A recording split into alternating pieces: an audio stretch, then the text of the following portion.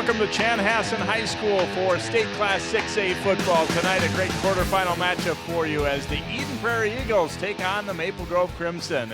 Hi, I'm Jay Wilcox along with Bill Hunstock. And Bill, Maple Grove really had a battle to survive last week. Fell behind against Edina by a score of 17-0, but coming up, chipping away, getting to within 17-14. Then they have a clutch drive down the stretch. A couple of fourth down conversions included, and then the winning touchdown with about a minute and a half to go. Didn't get much better than that. No, they really played very well in the second half. They did not play well in the first half. They will not be able to get away with that tonight against Eden Prairie. Eden Prairie is very tough on both sides of the ball. They don't turn the ball over, and they are very tough on people with their defense, forcing turnovers and capitalizing on those turnovers. So that's a no-no for Maple Grove tonight. They got to take care of the football, and they've got to play good, consistent offense and defense. Well, Eden Prairie doesn't necessarily win the state championship every year anymore, like it used to seem like. They didn't win last year, obviously. However, the Eagles have had a really, really strong season. They've been putting people away early. Yeah. Maybe a little bit different team and not quite as physically imposing as some of their past teams, right. But great speed defensively and just a good, well-rounded team overall. I think that's exactly it, Jay. They're well-rounded. They play very well on both sides of the ball. Their offense is very good. They take advantage of what the defense gives them. They're conservative. They take advantage of mistakes, so they really go after it. Defensively, they're quick, they're fast, they tackle well, and they swarm people. And that's the kind of defense that creates problems for any offense. Is you can't settle into a rhythm. And if you do get into a rhythm against them, you can maybe move it, but trying to be consistent with that is going to be a real challenge. Let's talk about key players to keep an eye on in this evening's contest, starting with Eden Prairie and a guy who isn't the biggest back around, but he's awful tough. He's had a nice year as a junior, Solo Falanico. Solo Falanico is a quality back. Coach Grant really likes him. He's not very big, 5'6", 160 pounds, little squatty guy, but he's got good speed. He's very tough. He's very strong, and that makes him very, very hard to deal with. Plus, he finds the seam. He gets into the running lanes and goes, and he's got very good speed.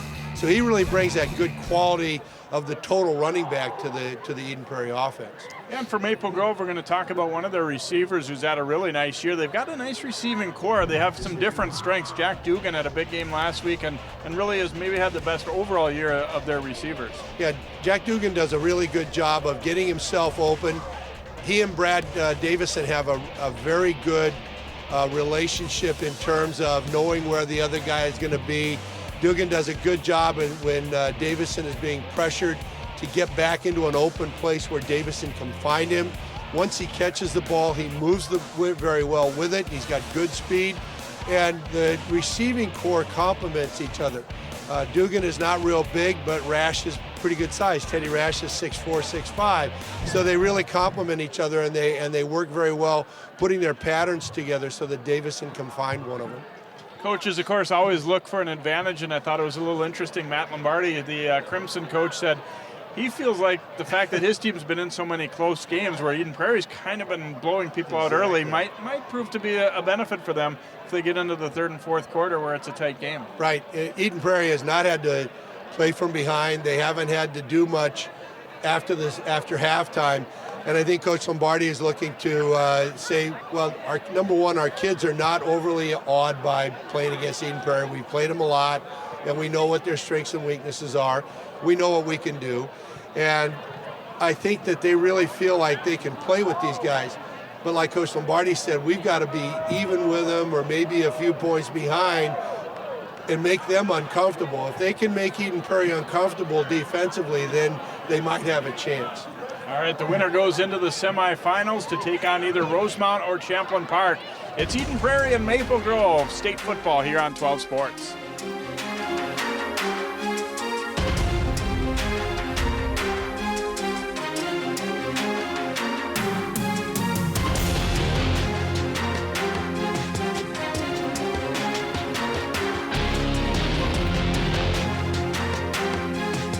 Connected community experience. It's at the core of what we do, and it's what we deliver. Keep watching for a new way to think about and experience Channel 12 and Northwest Community Television. I adopted Bento in 2010 from a shelter. As it turns out, we have very similar personalities. And this cat makes me make art because he's always motivating me to take pictures of him, to draw pictures of him. He just is motivating artistically. It's just that simple. Well, he's my best friend, but a lot of people know him as Keyboard Cat.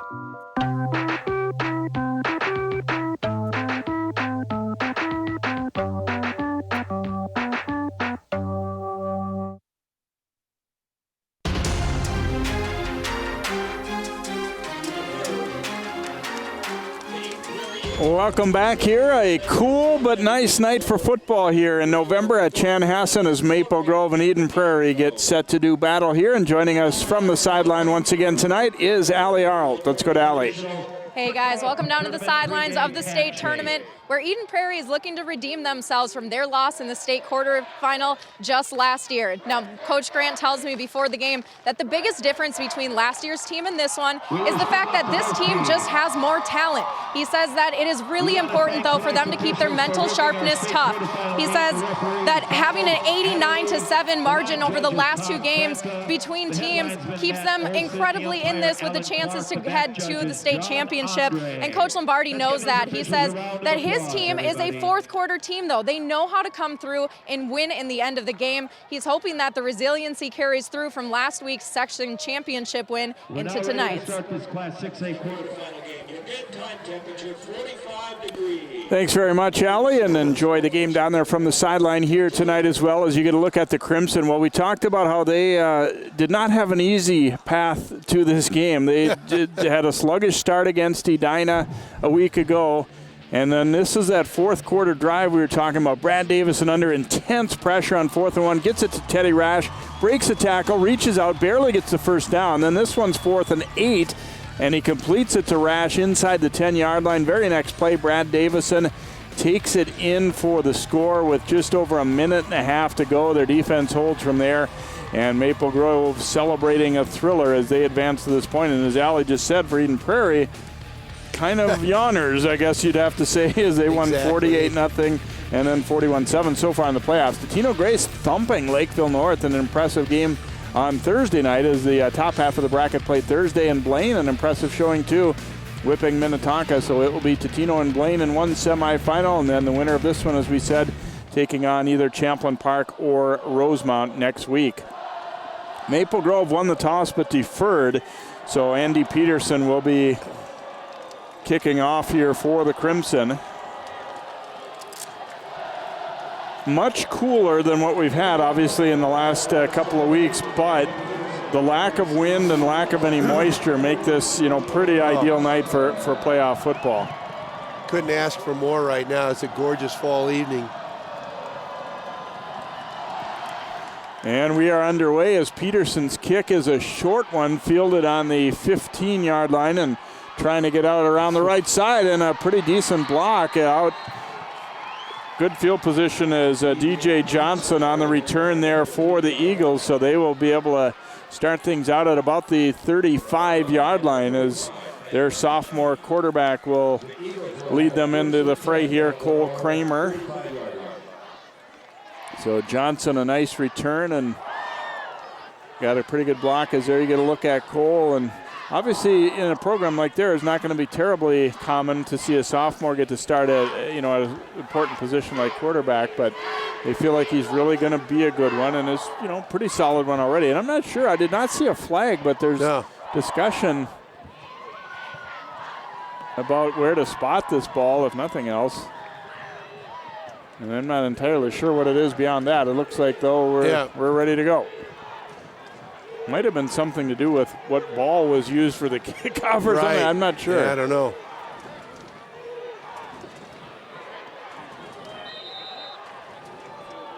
So Kramer and the Eden Prairie offense with it at the 35-yard line here. Fakes the handoff. Kramer looking to go deep on first down, throwing downfield, and it is incomplete. As getting a piece of it there defensively was Curtis Haugen. Tried to start him with a deep throw. Kyle Conley, the intended target. Well thrown ball, but pretty well defended. It didn't look like Maple Grove was, caught up off guard. And that was a very strong run formation with 2 tight ends, 2 tight wings. So this is a very standard offense for Eden Prairie. Second down, a handoff, and a quick stop of that one. As good stop for the Crimsons, Tony Joksimovic, as you get a look at the offensive unit for Eden Prairie.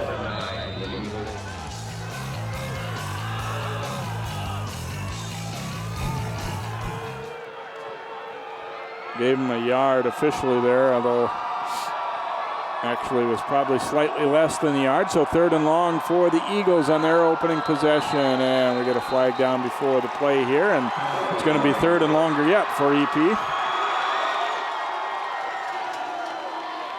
False start on the offense. 5-yard penalty, repeat 3rd down. Maple Grove obviously would like to get this game started with a quick stop and get the ball into their offense. Eden Prairie obviously over the years has the unspoken thing that you don't think about that much is just how much they possess the ball in a lot of these games. And they grind. They're not looking to do anything with great big plays. Excuse me, but they're a bunch of grinders. Go with the draw play. And not a whole lot there as Falanico is stopped. Maple Grove read it pretty well.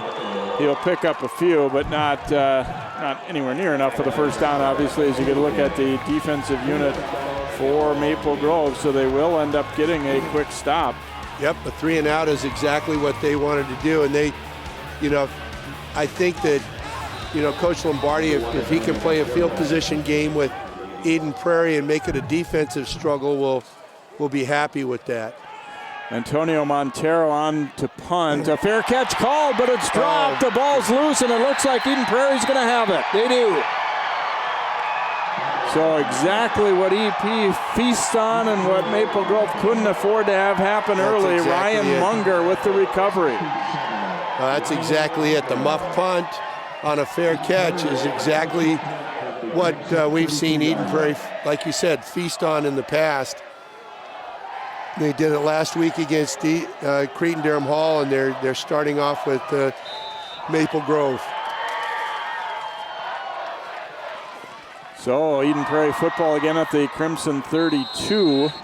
Carter Kitterman pinching down from the outside as Falanico, as you'll get another look at this, seemed to be in position, and Joe Raymond is there and he's ready, but he just let it slip through his hands. And then a good fight to get to that ball as Tommy Fuller didn't end up with the recovery, but he at least kept it loose and alive there. Yep.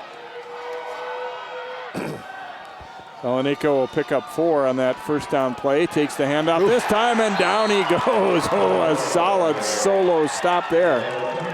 As Kitterman pinching in, able to drop him. Well, that's going to force another 3rd and relatively long. So we take a look at Coach Grant.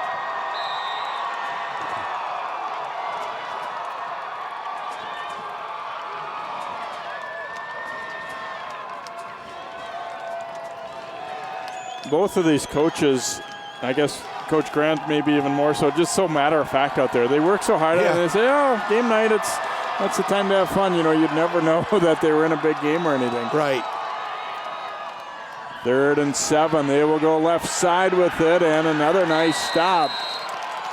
As the handoff taken there by Graham Teal, and Allen able to drop him. So it'll be 4th and about 3 coming up here for the Eagles. You get a look at Coach Lombardi. Obviously, he's familiar with Eden Prairie from his days coaching at Wayzata as well.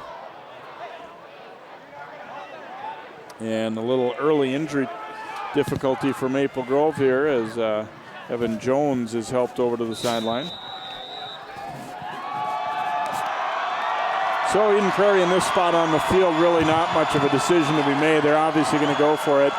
4th and 3 from the Crimson 24. Drops a snap. Now Kramer rolling out, throws, and still completes it. And running into his own teammate there. Never really regaining his balance after that was Jackson Zogg. Well, that was a really well executed pass play. Even though Kramer dropped the ball on the snap, he was able to keep his composure and get out on the flank and throw to a wide open Zog to get the first down. And here we are, we're right in the middle of 4-down zone.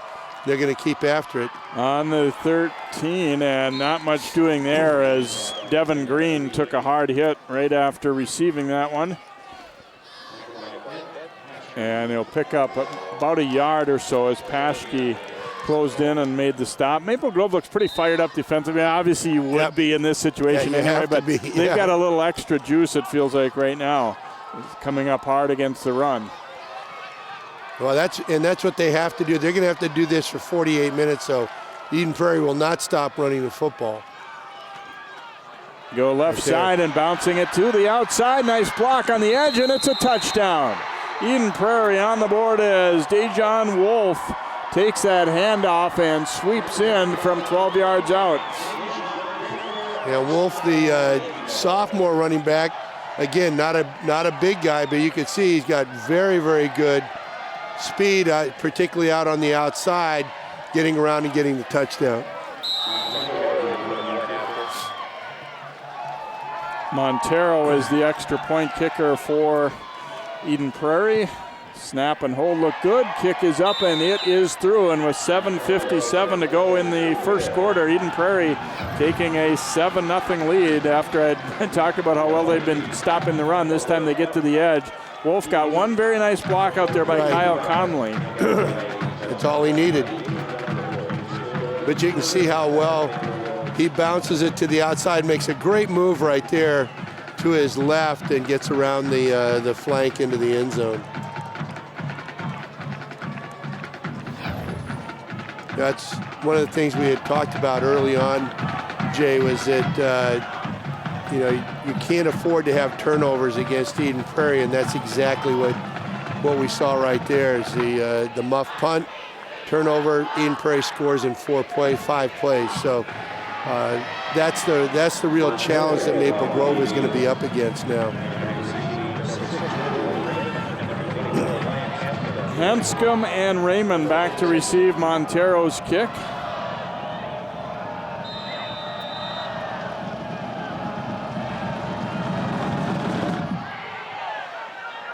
Hanscom ranging over, takes it on the 10-yard line here.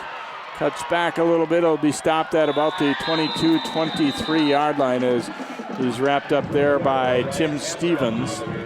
And so Maple Grove will get the ball for the first time offensively. It looked like they were going to a few moments ago, but they had a muffed punt catch. And so now Brad Davison and crew will come out here. And Coach Grant spoke with a lot of respect, obviously, for what Brad Davison can do. He's the type of kid that can take a game over if you let him. Yeah, he was very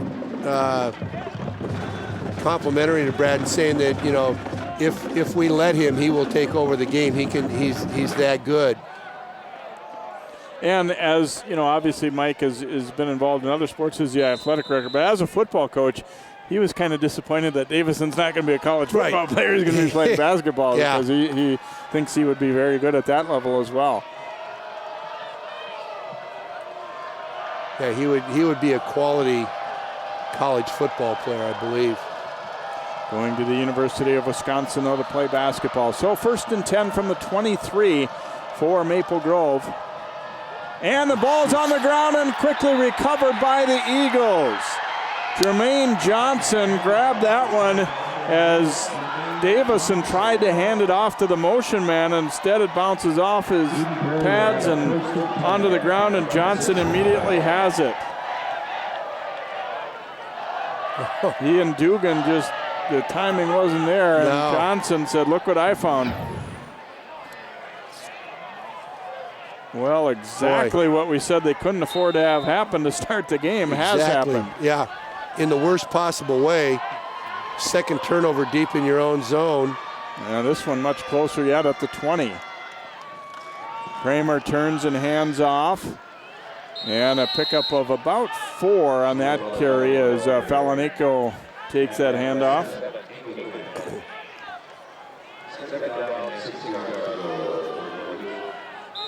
You know, we're more than halfway through the first quarter, and Maple Grove is really not running offensive play yet.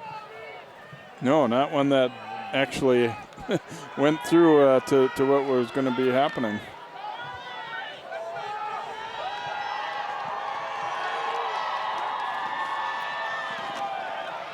A little counter play and a strong tackle there as Graham Teal met the ground in a hurry as Joksimovic got to him.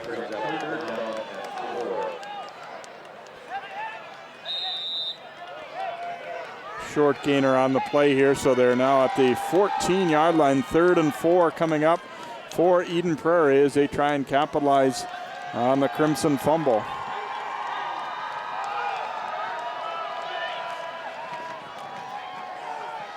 And trying to break free there, but unable to do so, was Carlos Williams.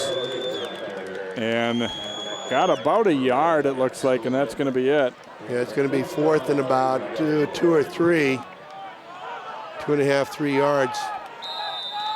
Maple Grove can get a stop here. That'll be huge for them.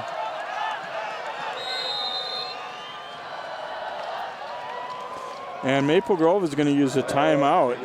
Yeah, Coach Lombardi coming down the sideline to get the lineman's attention to call timeout. This is a critical play. If you stop Eden Prairie here, you get the ball deep in your own zone, but you haven't given up a second touchdown. You give up a second touchdown in the first 8 minutes of the game, and you can be in real trouble. See Maple Grove making appearance number 7 in the state playoffs.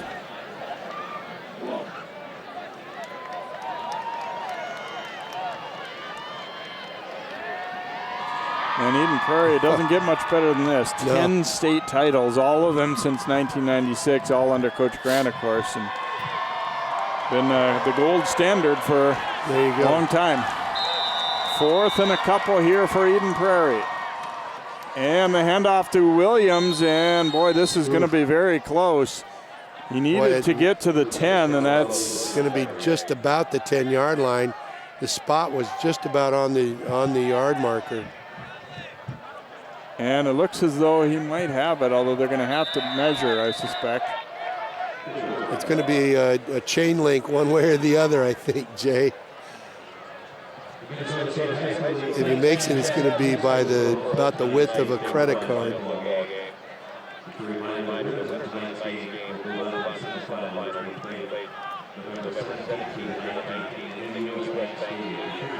Got the first down just by the nose of the football. So 1st down and goal to go here now for Eden Prairie, right on the 10. And you talk about game of inches, there you go. Huh? Right there. Like we said, one link of the chain, and that was it.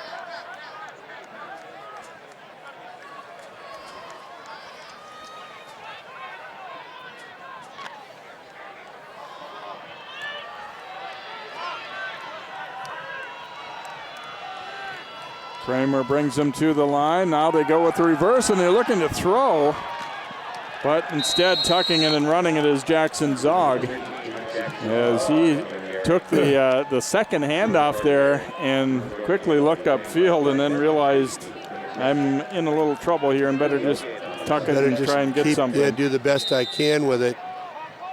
And actually gained virtually nothing. Yeah, right back to the line. So 2nd and goal coming up here for Eden Prairie.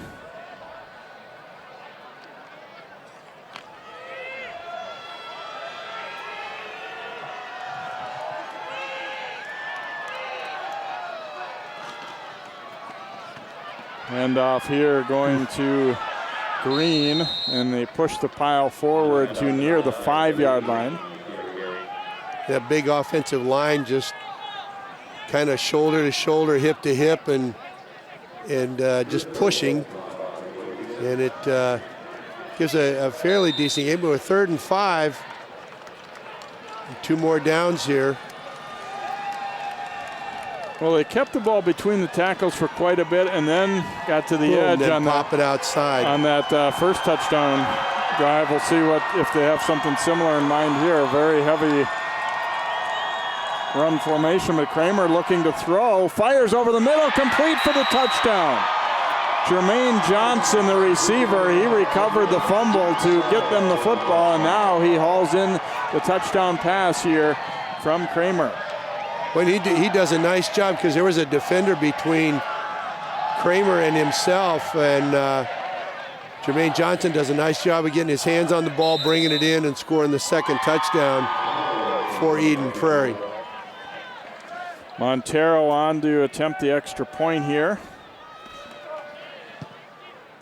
And his kick is up, and it is good. So 4:15 to go in the first. It's 14-0 Eagles. You get another look at the strike thrown here. Just got it over the linebacker level, and Johnson does a nice job making sure that nobody has a chance to yank this one away from him, too.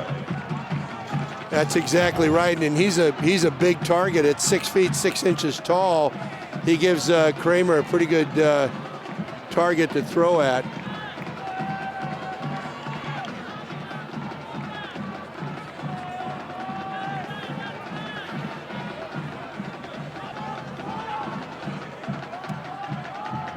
So it is a 14-0 Eagles lead as they quickly attack after the fumble. They get the very close fourth down play.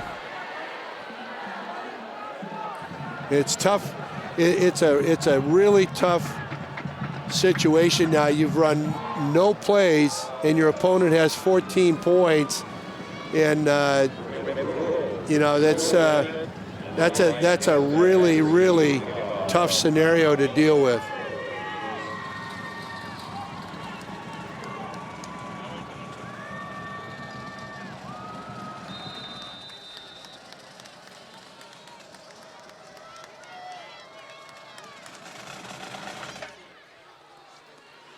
Bouncing kick down the left sideline, and not much room to run there after it's picked up, so the Crimson will get the football, and now they need to try and get something established. Anscombe on the return. Force out of bounds by number 34. Let's go down to Allie. Hey guys, a bit ago we saw Evan Jones go down, 52 for Maple Grove, with a right knee injury. The trainers have been looking at it for an extensive amount of time. He's finally up, walking around on his own. I asked him if he's going to get back in, and he said, I might. Time will tell. Thanks, Allie, and let's hope that he's able to come back out and contribute for the Crimson here tonight. So here they go from the 20. Disastrous start last time they had the ball. Now Davison looking to throw, fires and completes it to Christensen, and he will have a first down out over the 30 as Eric Christensen, one of that trio receivers who's had a nice year, and he's able to pick up the first down here for the Crimson as you get a look at the Maple Grove offense. And well, it feels like a drive like they had at the end of that game just kind of makes an offense gel, really solidifies them as a group. Exactly. And that was a nice pitch and catch by Davison and Christensen. They're going to need to do that consistently. They're going to have to develop a running game. Obviously, they've only had one play. Davison handing it off to Hanscom, but he's stacked up right near the line of scrimmage. Met by Zane Svat and a couple of others for the Eagles. You get a look.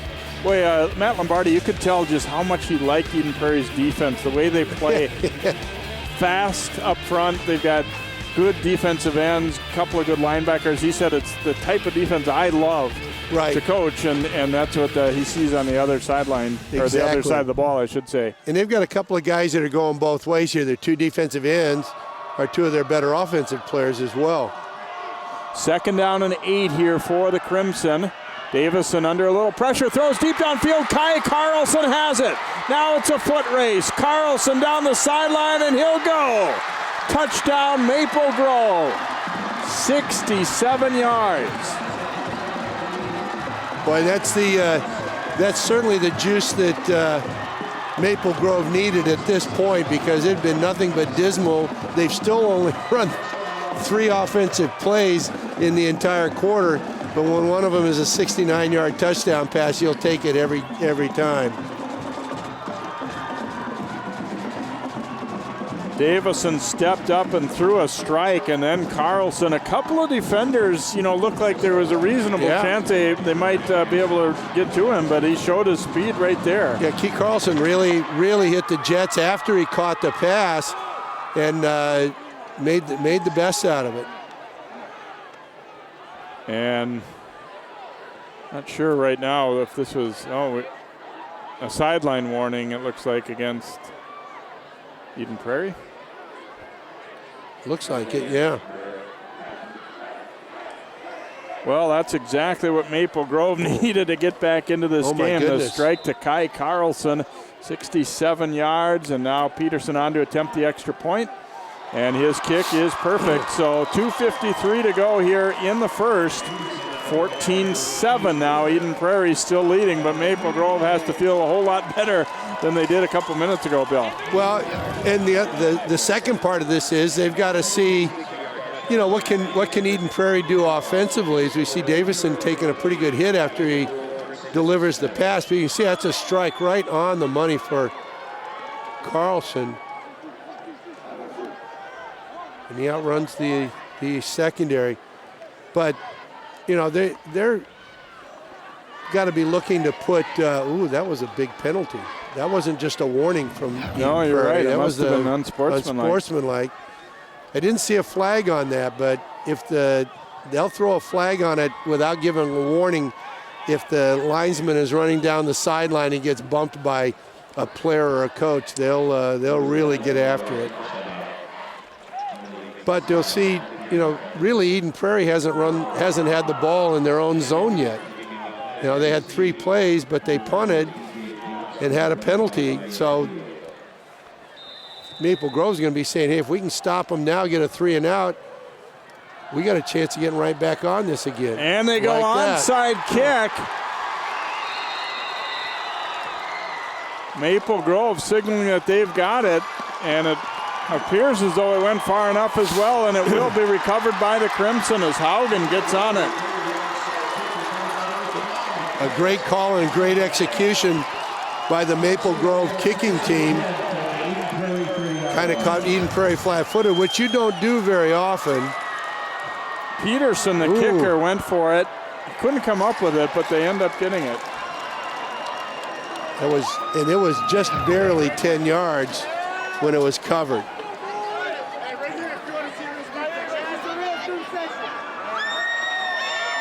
You figure in a spot like that, the field position, obviously, with that penalty, you're not going to be hurt nearly as bad if you don't recover it. Absolutely. The Egan ball's going to be at the 35-yard line, so 35-yard line. So why not take the chance? It's worth the risk at that point. And if you get it, it's a huge emotional play. You look at the Maple Grove sideline, they're jumping up and down, slapping each other, and, generally in a good mood for that. Now some discussion about the spot of the ball, I'm guessing here.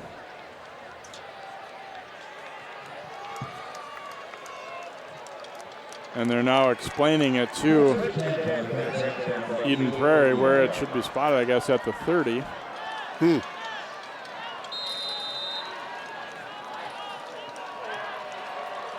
I think Eden Prairie saying why. Why? So here we go, Crimson football.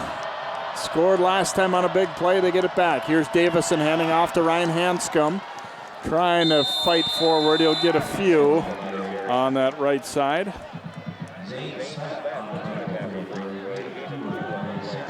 Give him a couple, so 2nd down and 8 for Maple Grove as they try and battle back after being shell-shocked a little early by the Eagles. Boy, both teams have provided some big plays and a couple of shocking plays. The muff punt and the onside kick.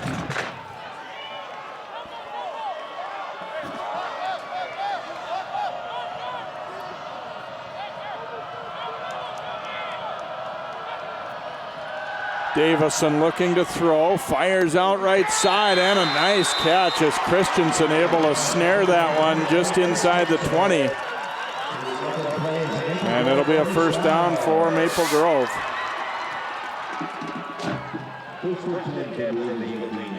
Give him about 10 on that completion. Coming right at you here, and you see a beautiful catch. Nice grab by Christensen, and a really nice throw by Brad Davison to step up and get that ball right on the line there. Now on the 18 of Eden Prairie here, 4 receivers out to the left, and now Davison will try and run it, but nothing doing there as he's stacked up. Short loss on the play, it looks like. They tried to get all the flow going out to that left side and then come back against the grain a little bit, but didn't look like Eden Prairie was very fooled on that one. No, and the Eden Prairie defensive line was very quick into their gaps, and they were right there waiting for Davison when he stepped forward. Loss of a couple on the play, so back to the 20-yard line. 2nd and 12 coming up here for Maple Grove as we approach a minute and a half to go in this first quarter. 14-17 Prairie. Pretty eventful start in this football game. Davison looking left. Now he's going to tuck it and run. And now he throws late, and it is dropped. Hanscom unable to hold on. There's a flag down on the play. I'm going to say I'm not too sure they wouldn't have either been over the line of scrimmage or had somebody downfield here. It looks like the penalty is against Maple Grove. I think he was over the line of scrimmage. Line of scrimmage was what, about the 20? 20. The 20 when ineligible downfield. Okay. Yeah, the way this one developed, it's almost impossible that you wouldn't have somebody get downfield. It feels like. He didn't. His feet didn't get to the 20-yard line, but that's a very uncharacteristic effort by Ryan Hanscom there to not catch that football. I guess if it lessens the sting any to know that it wouldn't have counted anyway here, as it turns out. There you go. And that'll be probably a 5-yard penalty replay, 2nd down. They're checking right now what Eden Prairie wants to do.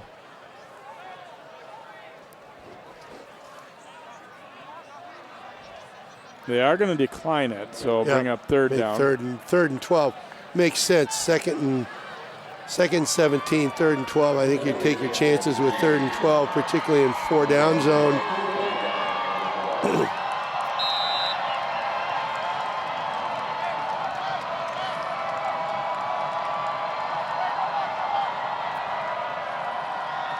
So here's the 3rd and a dozen play here for Maple Grove. Davison throwing complete. Carlson has it inside the 5 to about the 3. Just settled down in the seam there, and Davison found him. Boy, and Davison had some pressure, and he stepped up into the pocket and fired a really nice bullet right at Carlson. You watch Brad's feet there as he steps up, and that's not a big window that he threw that through either. 1st and goal from the 3 now. Maple Grove, Hanscom squeezing through. He's close to the goal line, and they pull him back. I don't think he quite made it, but he's close. Very close. Probably inside the 1. They're signaling 2nd down. Offensive line got a really good surge that time. They got some good movement. So it will be 2nd and goal to go from the 1 and for Maple Grove. The nose of the ball is on the goal line, so they don't have very far to go with that. Wouldn't shock you to see Davison take this one. No, not at all. And he will get in for the touchdown. Maple Grove up off the canvas after an early deficit, and now an extra point away from tying it up. Well, we sure wouldn't have thought that in 1 quarter we would have seen 4 touchdowns in the variety that we have here, Jay. The first half of the quarter, Maple Grove only ran 2 football plays. Peterson on to attempt the extra point here for the Crimson. And he gets it up and through, and so with 15 seconds to go in the quarter, it is now 14-14. Maple Grove coming back strong, and a gutsy call on the onside kick, and they get it, and they go right in and score. And that's exactly what Maple Grove has needed to do. They got to get up off the canvas after getting knocked down. Eden Prairie is used to giving people the knockout punch early in games, and exactly what Coach Grant did not want to have happen. He didn't want to see Brad Davison get into a rhythm, and Brad's completed all but what, 1 or 2 passes. He's got, so he is in a rhythm right now, and he's thrown some really nice balls. Even the one that was dropped was right on the money.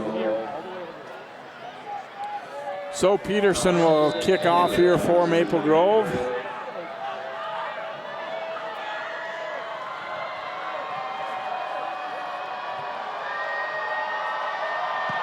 This time we'll drive it deep, and it'll be fielded on about the 14-yard line by Johnson. And down he goes short of the 30 at about the 28 or so. So the Eagles, obviously after scoring that second time in a row, they probably in the back of their mind were kind of thinking, you know what, we're going to do it again. We're going to put somebody away early. But right now the feeling is a whole lot different as they get the ball back here. Right. We've played virtually the entire quarter. We're right where we started with all of that action that's gone about and all the emotional changes. We'll see how Eden Prairie does deep in their own zone here. Kramer turns and hands it off. And about a 3-yard pickup. Should be the last play of the quarter as Falanico taking the handoff. And the quarter comes to an end here. So very exciting and eventful first quarter. Maple Grove falling behind, but they quickly come back. Our score after one, it is Eden Prairie 14 and Maple Grove 14.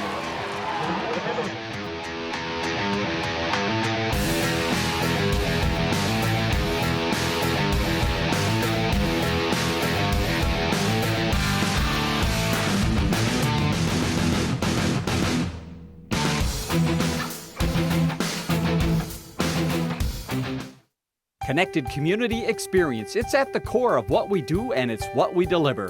Keep watching for a new way to think about and experience Channel 12 and Northwest Community Television. I adopted Bento in 2010 from a shelter. As it turns out, we have very similar personalities. And this cat makes me make art because he's always motivating me to take pictures of him, to draw pictures of him. He just is motivating artistically. It's just that simple. Well, he's my best friend, but a lot of people know him as Keyboard Cat.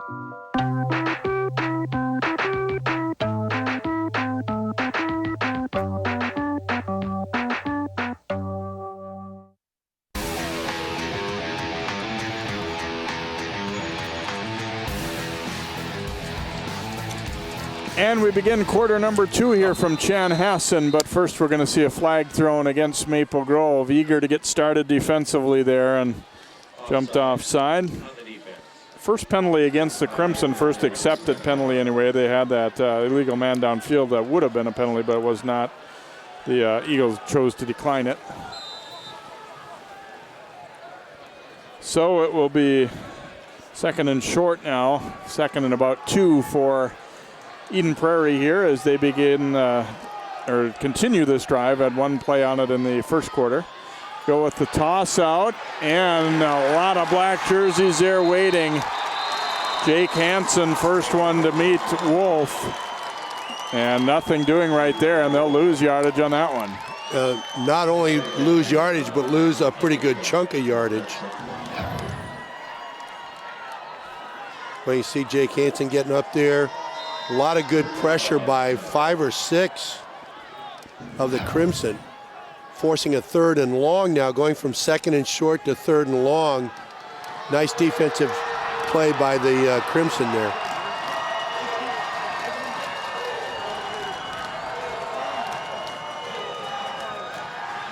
Fakes the screen one way, then comes back the other way. It's complete, and a first down and more as Tommy Fuller out over midfield and into Maple Grove territory.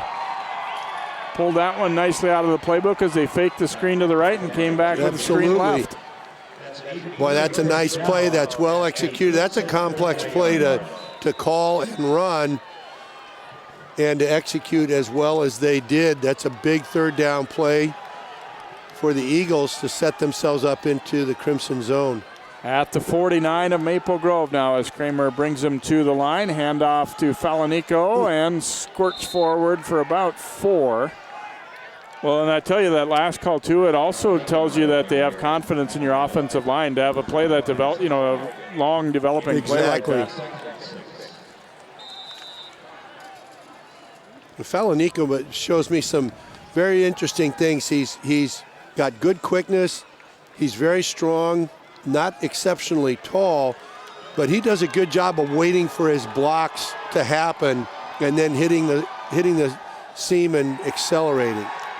Kramer rolling right, throwing, and it is batted away. It was a little behind its intended target anyway, but Gabe Hansen was there to get a piece of it. Yeah, Kyle Conley just couldn't quite get his hands back to grab it.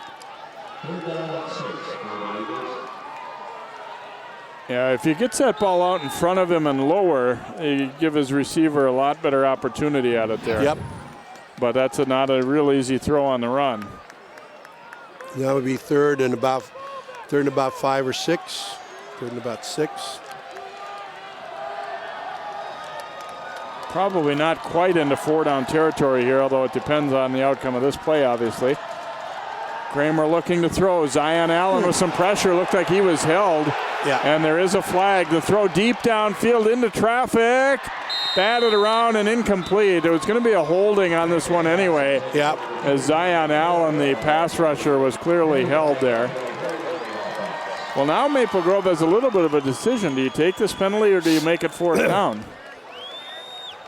Well, I was impressed that Kramer put the ball right on the money, but you can see that Falanico does a good job of taking Zion Allen down. That's a really nice pass, and it goes right on the money. Unfortunately, for Eden Prairie, there's 2 defenders right there. Fuller nearly pulling that one in. Looks like they are going to take the penalty and push him back. That's a big penalty because the holding is a spot foul, so it goes from the point of the infraction 10 yards back, so it pushes the ball not only back into Eden Prairie territory, but back inside the 40-yard line to the 37. Yeah, that's an important factor in choosing whether to take that penalty there too, is because it happened well behind the line of scrimmage. So 3rd and 24 here for Eden Prairie. Kramer has all kinds of time. He's going to throw it up and will try and let his receiver make a play, but it is batted away. As Hansen was there, Gabe Hansen. He tried to go to Conley. Not really a bad idea, though. You might get an interference. You might get a completion, or even if it was intercepted there, it would be, like a punt. Exactly. And he does a really good job of looking at the slant receiver and then letting it go, but well played. Well played. Who was that, 21? Yeah, Gabe Hansen. Gabe Hansen, boy, he does a nice job there. Montero, the punter, but the left side gunner got in a very early start as a DJ Johnson was a good count early there leaving. Well, now from having the ball 1st and 10 inside the Maple Grove zone, Eden Prairie is going to punt, and Maple Grove theoretically will end up with pretty good field position. Montero, plenty of time and gets the kick away. Fair catch called for and made by Raymond right near the 35-yard line. So Maple Grove grabbing the momentum back after Eden Prairie had jumped on them early, 14-zip.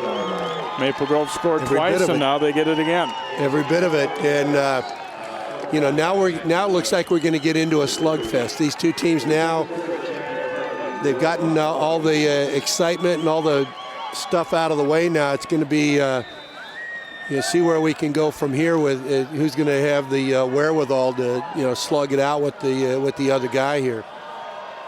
We talked about the weather a little bit, very cool, but no wind and no precipitation. And let's be honest, if Maple Grove, they're a team that wants to throw the ball around some. At this point in the year, you can't always count on that. So that's a big thing for them. Davison that time behind his intended target, Hanscom, and it falls incomplete. They had 2 receivers right there, cheek by jowl, and I'm surprised that pattern had 2 people that close to each other, and somehow he got the ball between them. So 2nd down and 10 here for Maple Grove. Davison over, a quick word with Coach Lombardi. He puts a lot of miles in going back and forth. Yes, he to does. Get to play sometimes too. That 40 seconds keeps you moving. Davison looking to throw, has time, throws short, complete, but a nice open field tackle as he found Dugan, but then Dan Anderson found Dugan too. Yeah. And he able to drop him after a short pickup. A gain of only about 2, going to force a 3rd and long for Maple Grove here. First reception for Dugan. Christensen and Carlson each have a couple. So 3rd down and 8. We'll see if Eden Prairie can get some pressure on. They've gotten, on occasion, some heat on Davison, but overall, pretty good job done blocking for him, and a throw incomplete.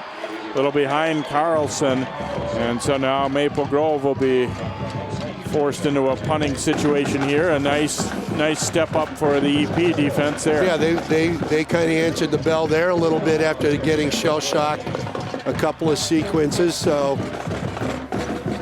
now Maple Grove will be punting. And Ryan Hanscom is the snapper for Maple Grove, the running back. Kitterman's punt is high and short, and it's going to go out of bounds just inside the 40 at about the 38. So only a 26-yard punt, although no chance for a return. We said the winner of this one plays the Champlain Park Rosemont winner, and that game also is 14-14. Oh, my goodness. We're already seeing maybe a little closer games than what happened on Thursday night in 6A. Well, certainly.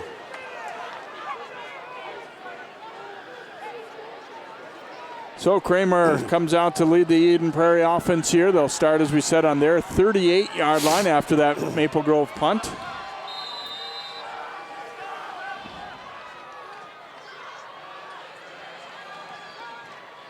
Handoff going left side, and breaking the tackle there was Carlos Williams, still on his feet.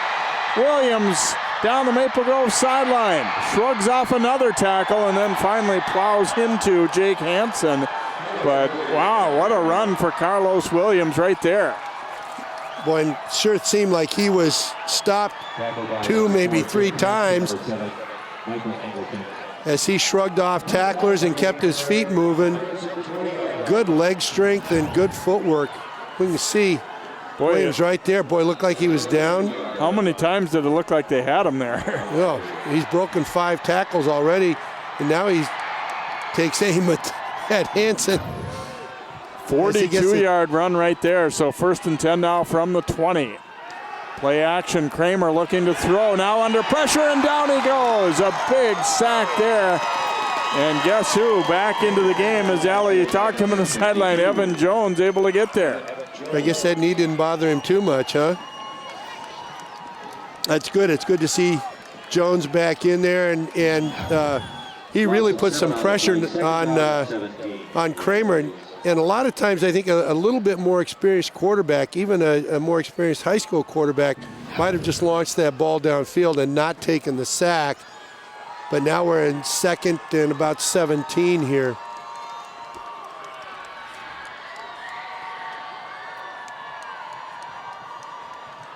Kramer firing out in the flat, complete to Connolly. Connolly trying to weave his way back to the middle, but Gabe Hansen is there and ready and brings him down after a relatively short pickup there.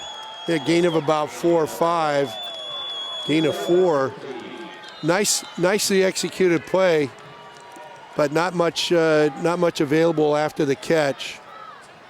You had to wonder when he was heading back toward the middle of the field like that, what was going to be there for him anyway. But Hansen erased any doubt. A lot of black shirts are going to be there. Timeout taken here by Eden Prairie. 7:12 to go here in this 2nd quarter, and a 14-14 tie. Eden Prairie scored the first couple touchdowns, capitalizing on a muff punt and then a fumble. And Maple Grove, though, answering with that touchdown pass from Davison to Carlson, broke it all the way, and then late in the first quarter, Crimson able to put another one up on the board after recovering an onside kick. Boy, how big is that now? You think about it. We don't know who it was on Eden Prairie, but somebody, our understanding of it was they had called a sideline penalty, right, and that someone on their sideline got in the official's way on that long touchdown, got in his way enough that it presumably meant a collision. Right. 15-yard penalty. I doubt they onside kick there without that 15-yard penalty. No, you definitely wouldn't, just because you don't want to give Eden Prairie offense the ball with field position at that point in the game right after you've scored. But yeah, that was a critical penalty against Eden Prairie to get that ball into that position. Oh my goodness. Fake handoff here, and going in for the touchdown is Solo Falanico. Maple Grove, the action in the backfield caught their eyes, and Falanico faking the handoff and goes in for the score. And that play that Eden Prairie just ran, that's off of what is called the counter crisscross. Counter crisscross is a play that's been in football, for about 110 years. And you can see Falanico is right around the edge, and nobody even close to him. Good rush on the extra point, but Montero is able to get it up and through. So with 7:05 to go here in the second quarter, it becomes 21-14 Eden Prairie. And again, we get a good look at Falanico getting around the corner and into the end zone.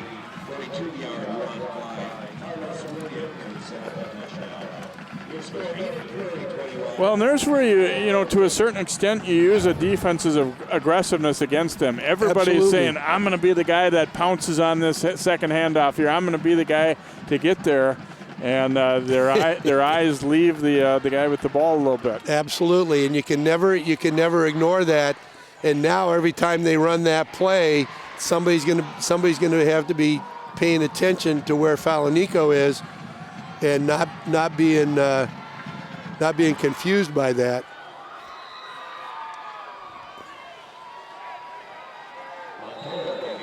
So Montero to kick off. Eden Prairie back in front here, 21-14, and he drives a bouncer, and it will be recovered by the Crimson. Not sure if he intended to do that, maybe so, and Maple Grove does wind up with it there as bobbling it, but then getting to it, Justin Stolp.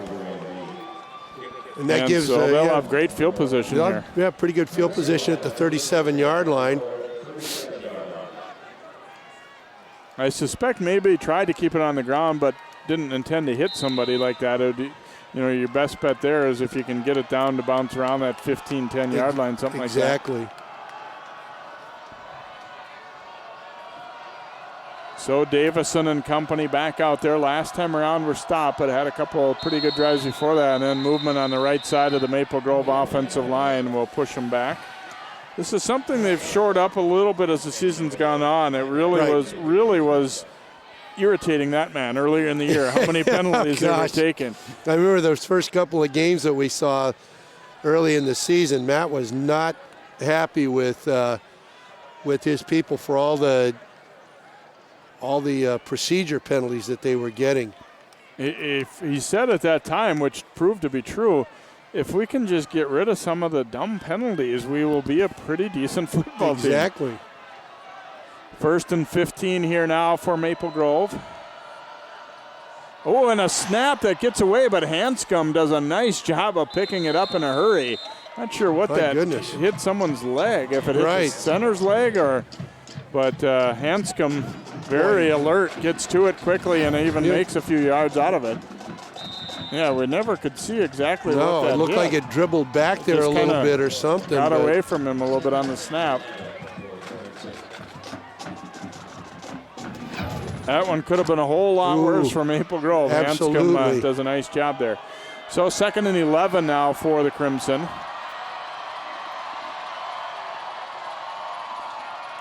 Davison looking left, throwing to Rash. It's complete. Breaks a tackle. and then dropped at the 40-yard line. Teddy Rash, who showed up big late in that game last week, comes up with a nice catch here and then broke a tackle as well. And Teddy Rash using his 6'5" frame to get up and get the grab, and then getting around up the middle of the field. DJ Johnson at 5'8" against Teddy Rash at 6'5", not going to take very many of those away.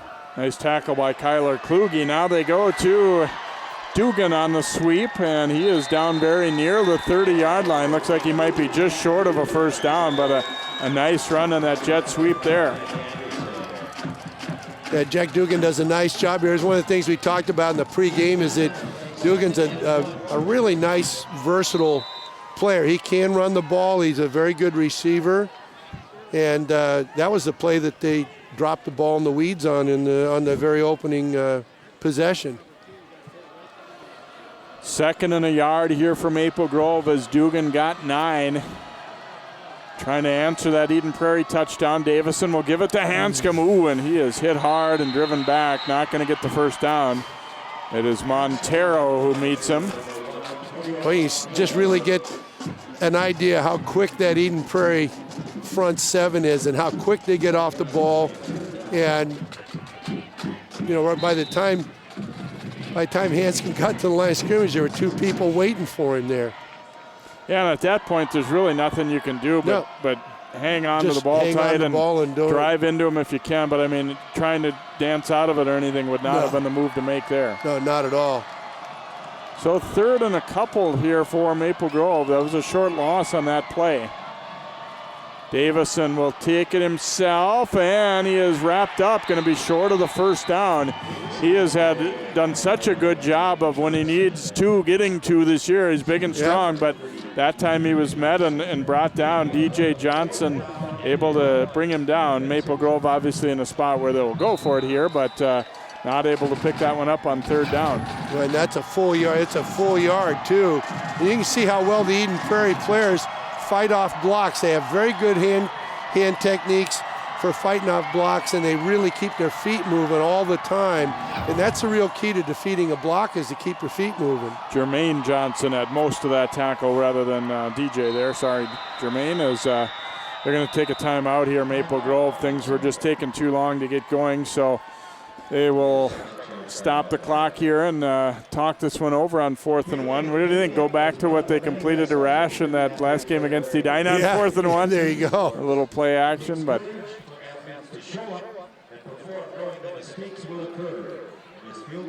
I think with Eden Prairie, it's really hard to run something right at them. I think you got to give them a little misdirection and get them moving one direction and hit the ball the other way.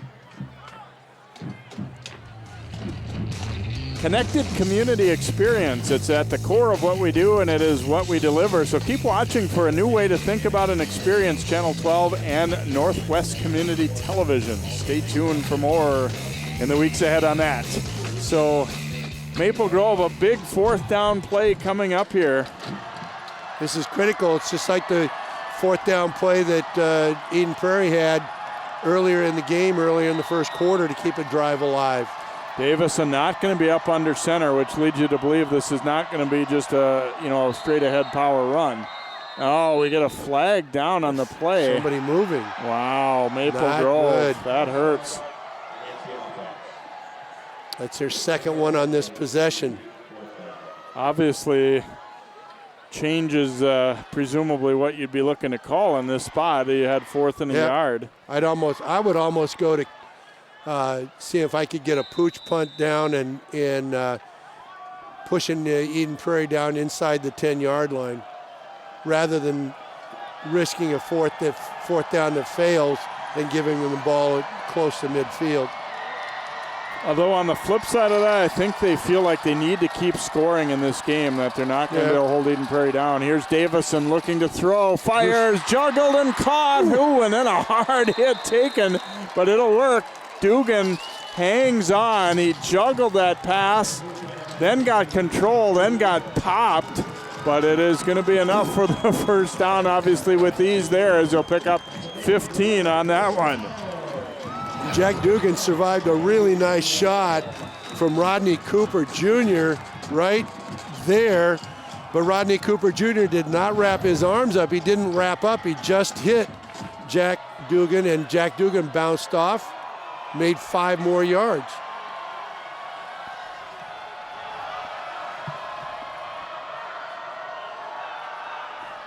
Davison, a little jump pass over the middle. It is complete.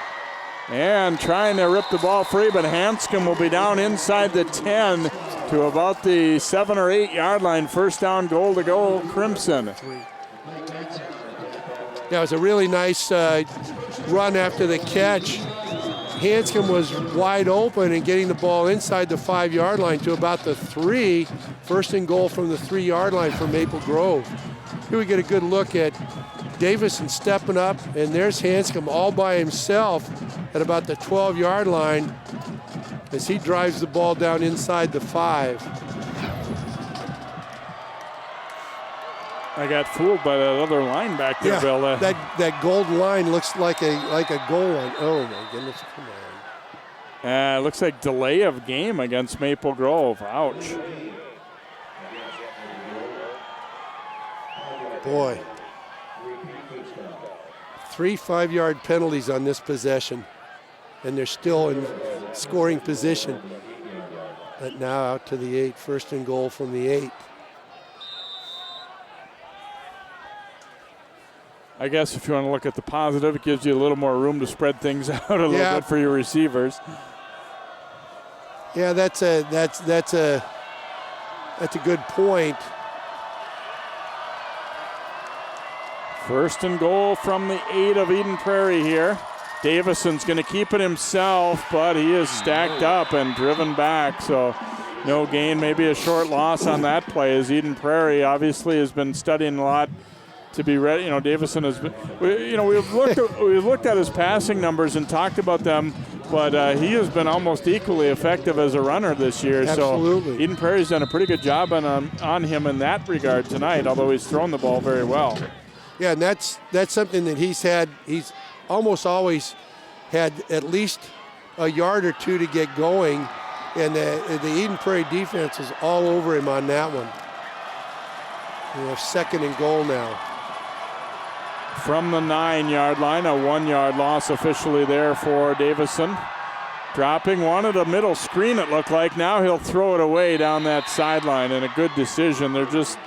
Time was running out, and nothing more good was going to happen. We do have a flag down. It was way back in the middle of the line. And probably a hold on one of the offensive linemen might be my guess. Looks like it definitely is on Maple Grove, as EP guys are. That's an eligible man downfield.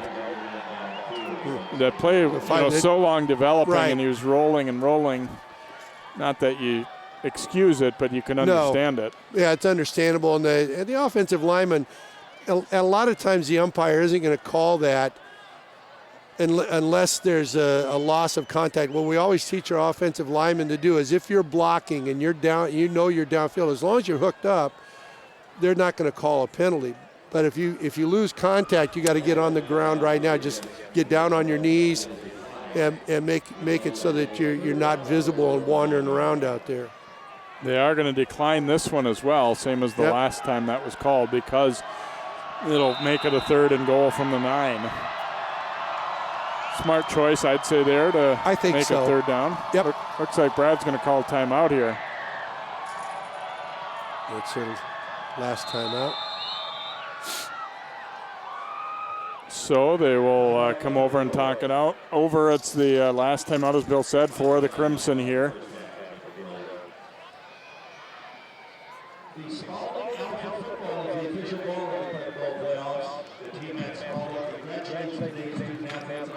The one thing that I think helps Maple Grove, too, in this spot we talked about earlier is you've really got 4 receivers that have made plays, can get open for you, that you trust to throw the football to. And you got a good group of guys that will go after the football.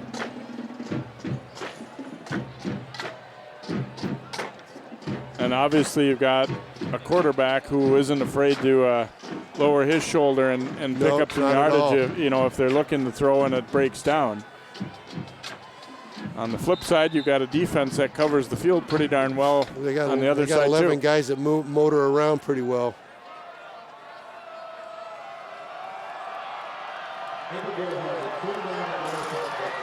So after the timeout, the Crimson come up for this 3rd down and goal from the 9.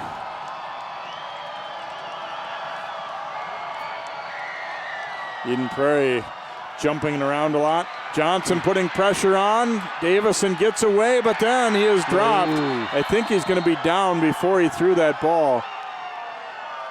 Yeah, it looks like they're spotting it back. His knee hit before he released that pass, it would appear. He got away from the first rusher, but couldn't get away from the next. Absolutely. Again, we see the quickness and speed. Young is able to get to him after he eluded Johnson. After Johnson got around the offensive tackle. Peterson, it looked like Davison might have been shaken up a little bit on that play too. Peterson coming on for a 35-yard field goal try. His kick is up, and it is wide left, no good. And again, we see the cumulative effect of those little 5-yard penalties, those little mistakes. There were 3 or 4 of them. One of them didn't get penalized, but you got 3 or 4 of those little mistakes like that, and it really costs you. And Maple Grove had a great opportunity to put some more points on the board. 1st and goal at the 3-yard line, and before they go anywhere, get a 5-yard penalty, and then 1st and goal from the 8 is not the same.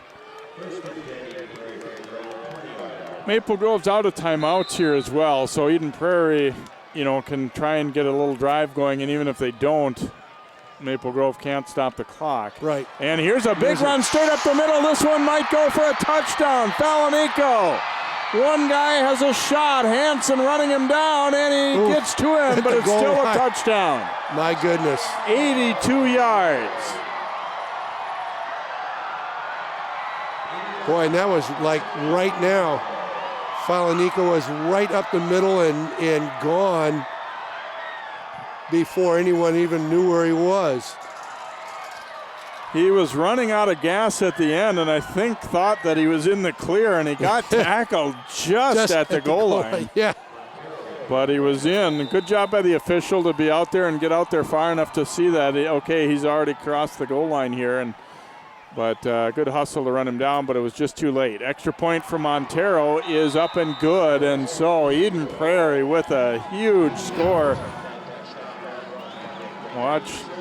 Huge gap for just a great hole for Falanico, and you can see Hanson catching him right here at the end, gets him at about the 2-yard line, but the momentum of the 2 players carries him in.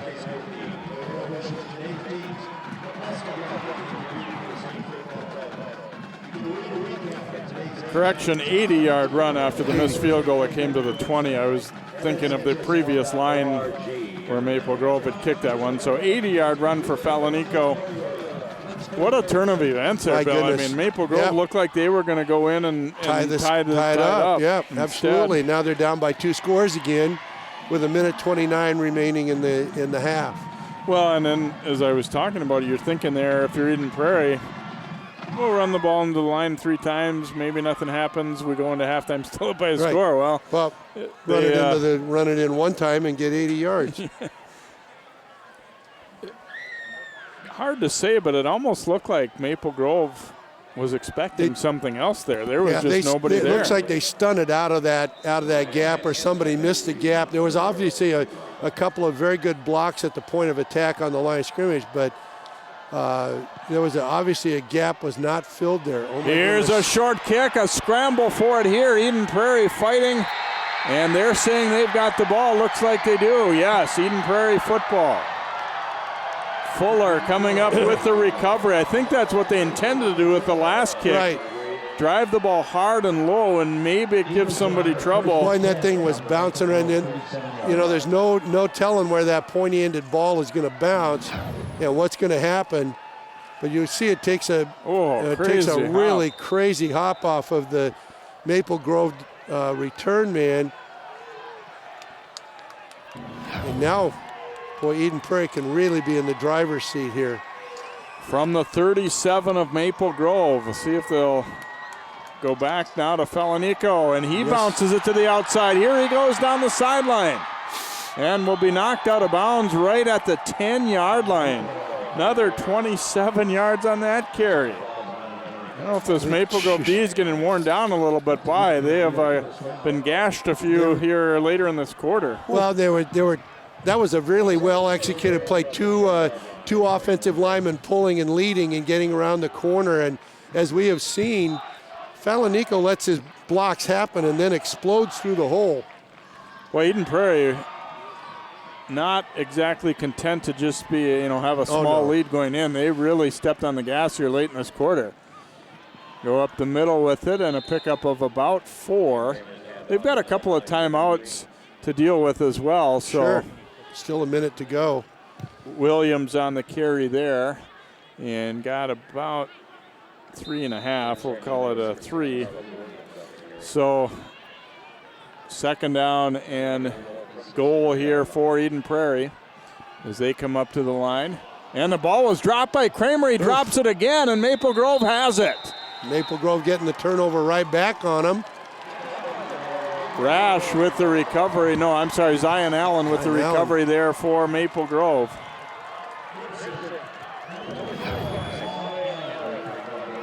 Boy, Kramer really had trouble getting a handle on that, and Zion Allen blasting through. We can see there's a drop. Kramer picks it up, gets hit pretty good, drops it again, and Zion Allen's able to wrestle it away. Michael Engelken getting a piece of him there when he tried to pick that ball up, and so much needed stop there, to say the least, for Maple Grove. That kept it from getting completely out of hand. Now they have it on the 10. 44 seconds to go. Handoff to Hanscom. Broke one tackle, but not the next wave. Eden Prairie all over that one. Boy, it's amazing how quickly they get into the offensive backfield. And they are going to use the timeout here. Boy, they're really wanting to play aggressive here, wanting the ball back again. Yeah, Coach Grant, he's never going to turn down an opportunity to score points. And never gonna be satisfied with just waiting and letting something happen. See Champlain Park leading Rosemount 21-14. The winner of that one gets the winner of this one. And indoors next week for at US Bank Stadium. US Bank Stadium. That'll be nice.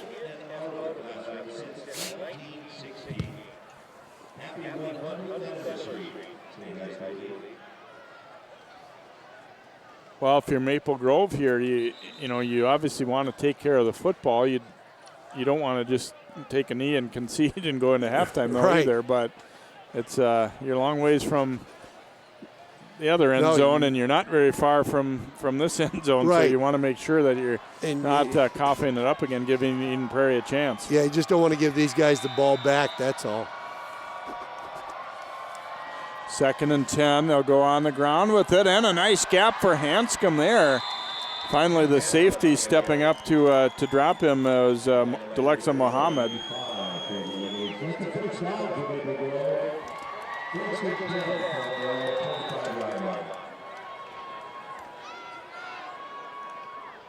I'm sorry, make that Caden Fry. They've got a pair of 34s for the Eagles.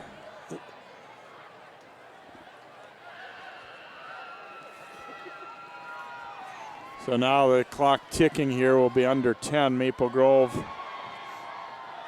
going to have to settle for going into halftime down 14 as Davison will take a knee. Pretty wild first half of football here at Chanhassen, and Maple Grove trailing Eden Prairie 28-14.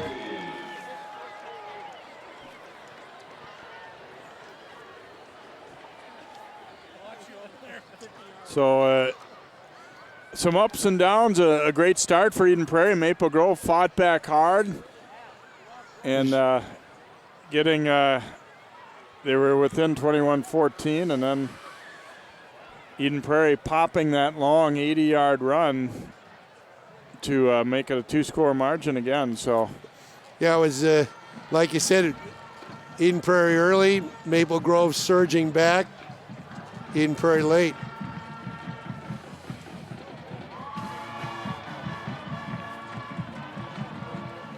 Both head coaches having a conference with the referee.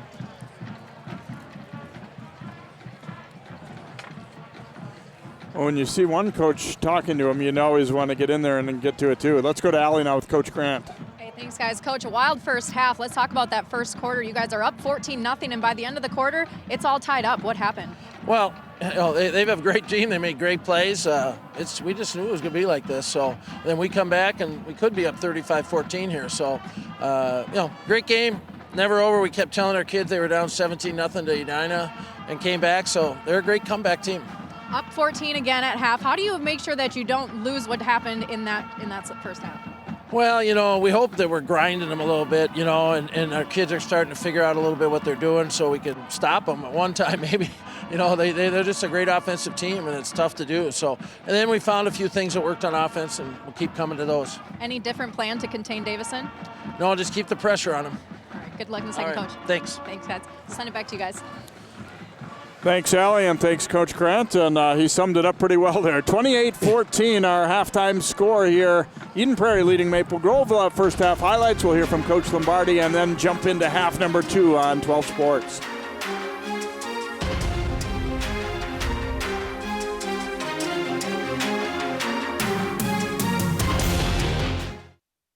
Connected community experience. It's at the core of what we do and it's what we deliver. Keep watching for a new way to think about and experience Channel 12 and Northwest Community Television. Hey, did you know 2.4 million loving cats and dogs in shelters and rescues need our help to find a home? Let's go to the shelterpetproject.org and meet if you are in a shelter near you. Harlow, she's one great listener who loves to hear all your stories. My kind of cat. Cerulo is a sweet, goofy boy who's eager to please. Sounds just like another dog I know. So go to the shelterpetproject.org, search your local shelters and rescues, and go for a cuddle with your next best friend. Adopt.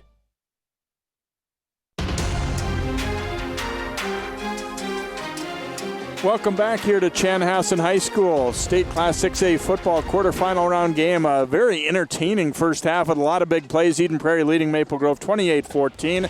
And we will see some of those plays, starting with the first touchdown of the game as the handoff goes to Wolf here, and he's able to sweep his way in for the score. Just over 4 minutes in, Eden Prairie goes up 7-0. And they're obviously known over the years for their running game, but they throw it nicely here as Kramer hits Johnson on a 5-yard strike after Maple Grove had fumbled. It was quickly 14-0, but if Maple Grove fell behind, didn't really seem to phase them as Brad Davison throwing deep down the middle to Kai Carlson, and then the race is on, and he finishes it for a 67-yard touchdown for Maple Grove, pull them within 14-7. And then after they recovered an onside kick, Davison finishes the drive with a 1-yard run. That came very late in the first quarter. We were tied 14-all after 1. Then in the second quarter, a fake reverse here. Felonico keeps the ball, and Maple Grove really got fooled by the fake, and he darts in easily for 23-yard touchdown. Eden Prairie goes up 21-14, and then they got the ball back after a stop and a huge hole up the middle. Felonico goes 80 yards. Good hustle by Gabe Hansen. He'll catch him right at the goal line, but he was already over for the touchdown. And Eden Prairie nearly scored again late in the first half. But Maple Grove got the ball back after recovering a fumble. You see Eden Prairie has piled up 208 yards on their few real big plays. Maple Grove, obviously a big edge through the air with 167 yards. And a couple of turnovers hurt them early on. They've had a couple of key penalties as well. We'll be back with our second half of football coming up in just a moment. You're watching the State Class 6A playoffs on 12 Sports.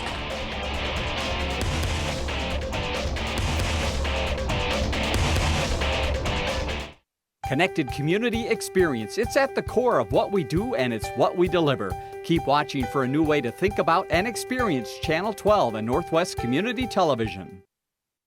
I adopted Bento in 2010 from a shelter. As it turns out, we have very similar personalities. And this cat makes me make art because he's always motivating me to take pictures of him, to draw pictures of him. He just is motivating artistically. It's just that simple. Well, he's my best friend, but a lot of people know him as Keyboard Cat.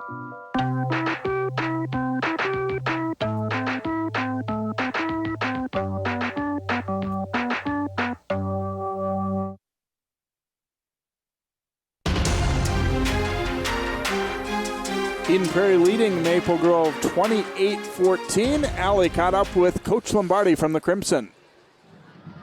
Thanks, guys. Coach, some costly turnovers. We've kind of seen that happen through and through in these first halves in the first quarter, but then you guys make some bold play calls to turn it around. What happened there? Offensively, we honestly felt we could move the ball. I know everyone kind of made them into the purple people eaters, but we thought we could move it. And so I'm kind of disappointed that delay of game killed us at the 3-yard line. That was kind of the biggest play of the game so far, I think. But, hey, we're still only down 2 scores. They gave us a treat with the fumble down there, and so we still feel we're okay. We just got to settle down, and especially defensively. We're missing too many tackles, and anytime you see a defense diving, you know they don't believe, and they're desperate. So we got to change our mindset a little bit on that side of the ball and bring our feet and look like we actually believe we're going to stop them. You guys have already come back from being down 2 scores in this very game. How do you do it again here in the second? Well, it's kind of been our life story. If you look throughout I think about every game we average a 14-point comeback. So we know what's in us. But like I said, you can't give Eden Prairie that many opportunities. And so we got to do a better job and play smarter. But, hey, this is fun. It's my favorite team ever to play against is Eden Prairie. And it's just, what an atmosphere. So it's a ball. You said it before the game. Winning late in the game is what this team can do, right? It's been our MO. So hopefully we can keep doing it. And like I said, it's hopefully going to be a great 24 minutes. Good luck in the second, Coach. Hey, thank you. All right, back to you guys. Thanks, Allie, and thanks to Coach as Montero has the ball on the tee, getting set to kick off. Maple Grove does get the football to begin the second half. They deferred after winning the toss, and they're going to go with that short, tough-to-field kick again. And it bounces around a little bit. It will go out of bounds off a Maple Grove player. Bill, going back to that previous time when Eden Prairie was able to execute that, it took such a hard bounce.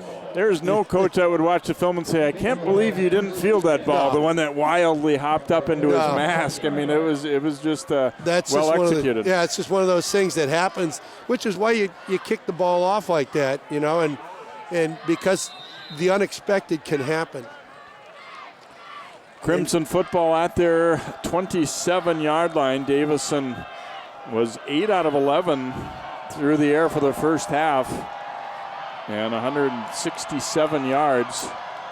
That included the touchdown pass to Carlson. So here we go in half number 2. See if there's still a lot of fireworks like we had in that first half. Davison throwing, complete to Christensen. Trying to get a block out there, and he is chopped down. Ball comes loose, and Eden Prairie is going to have the recovery. Well, what looked like a positive start to the drive quickly turns into a turnover as Carlos Williams recovers it. Well, this strip from behind is always a tough one to deal with. You always teach your receivers and your ball carriers carry the ball high and tight, and there it goes right there. It's the chop on the ball from overhand. You teach that every day in practice. You go through your fumble drills and your fumble recovery drills, and that's a good reason why right there. Here's Williams taking the handoff, stacked up, almost broke free, but then Eugene Horton able to hang on and then gets help as well. But it will be a pickup of, looks like about 3 for Williams after he was hit immediately after getting that ball. So Eden Prairie able to force the turnover. The third one tonight for I believe it was Prairie. Montero who chopped the ball free, and then Williams recovering. Well, and there was one big thing that Coach Lombardi talked about before the game. Eden Prairie seems to force multiple turnovers every game out. Absolutely. Here's Kramer keeping it on the left side, and here he looks like he'll be very close to and may have the first down as he faked that handoff, tucked it on his hip. They don't ask him to carry the ball a lot, but obviously showing a little bit of ability to do so right there. Absolutely, and he does a great job of handling the ball, getting a good fake, getting the ball on his hip and getting around the edge of the defense there. They'll have it on the Crimson 33, and even though it was really mainly an Eden Prairie mistake that cost them that fumble late in the first half, getting that stop ultimately was huge for Maple Grove. Absolutely. To still be within 2 scores. Now thrown out in the flat, complete to Connolly. Connolly turns the defender inside out. Down the sideline he goes, and it is a touchdown. Wow, a great move after the catch, and then he made it look easy from there.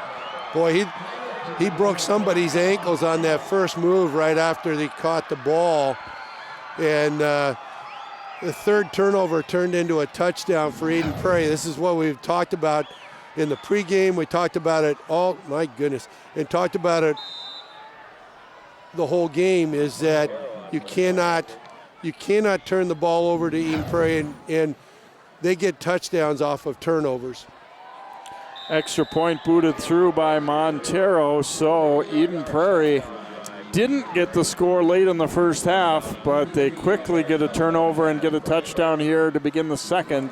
Lead at 35-14. And you see Coach Lombardi talking with Hanson a little bit about the angle there, I guess, on that one. But, you still say what a great move by Connolly, too. Yeah, absolutely a great move by Connolly. But I know that Coach Lombardi is talking to Hanson there about where, what's your aiming point, where are you going? And, and you've got to take the right angles. There's a lot of geometry involved in playing defense.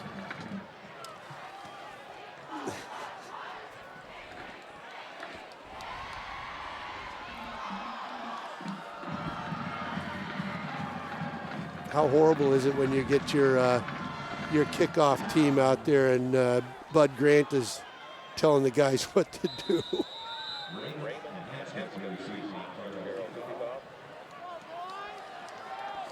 Well, Montero's been driving the ball hard on the ground these last few times. He's going to do so again here. Oh, and it is recovered by Maple Grove, but not until some tense moments there as it went off the foot, it looked like initially, of the kick receiver there, Stolp, but he was able to get to it. And that kickoff is just a really challenging thing to do. Isn't that Bud?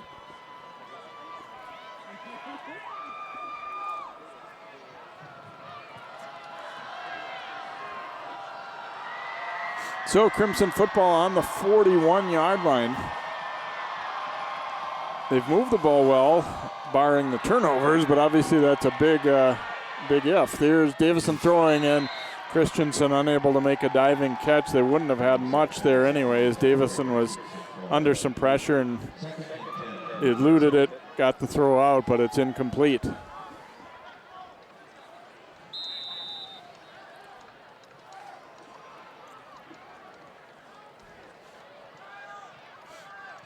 Davison maybe favoring the leg a little bit as from that play when he was sacked late in the first half. Yeah, I think you might be right, Jay. That's it.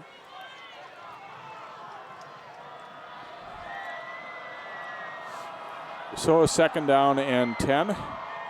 Bobbles the snap, but then takes off. Davison spins away and then loses the ball. Picked up, and this is going to be a touchdown for Johnson. DJ Johnson with the scoop and score here. Davison and crew trying to say maybe he was down, but looks like it's going to be a touchdown for the Eagles. My goodness. Well, you said not only do they get turnovers, but they score off them. This time they didn't even have to use their offense to do that as DJ Johnson returns it. See, he bobbles it here. Davison spun around, tries to turn back, and then they are able to rake it free, and Johnson scoops it up. Fumble forced by Jackson Zog.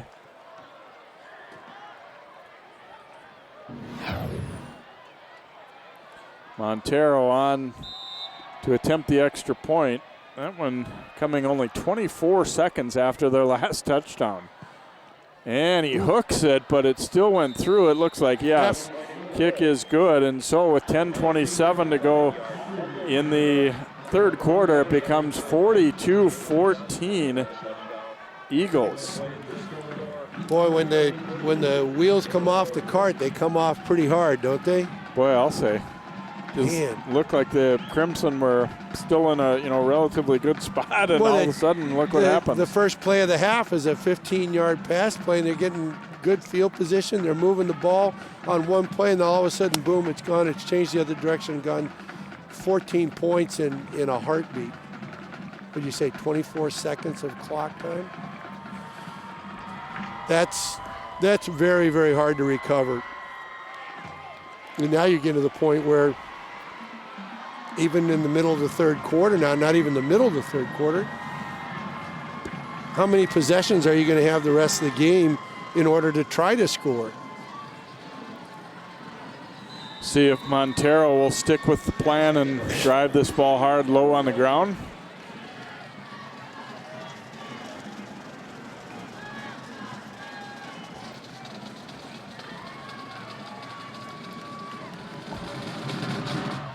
Yep, same thing. And a scramble is on. Looks like Maple Grove did get it, but boy, it really looks like they saw something on film that they wanted to attack, because he's trying to kick the ball to basically the same spot every time. And he's doing it. He's really executing it very well. It's very similar to that kickoff that they had last week against Cretin-Derham Hall that ended up bouncing all the way down into the end zone. We can get a good look right there. You can see it.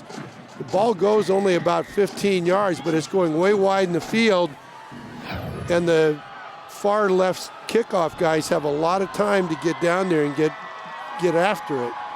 So from the 41-yard line, Maple Grove, and it gets away from Davison. Now he's in trouble, and down he goes, as getting there again was Jackson Zog. And boy, what you just said about the wheels falling off is only growing here for Maple Grove. Yeah, and that the quickness of that Eden Prairie defense, the defensive line, Jackson Zog,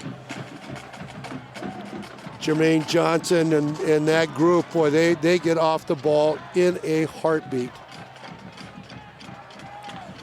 2nd and 16 here for Maple Grove, and maybe for one of the first times tonight, you're starting to see them looking kind of discouraged here as things have really fallen apart in a hurry. Davison throwing and able to connect. Here's Dugan, slams on the brakes and into Eden Prairie territory down to the 43-yard line.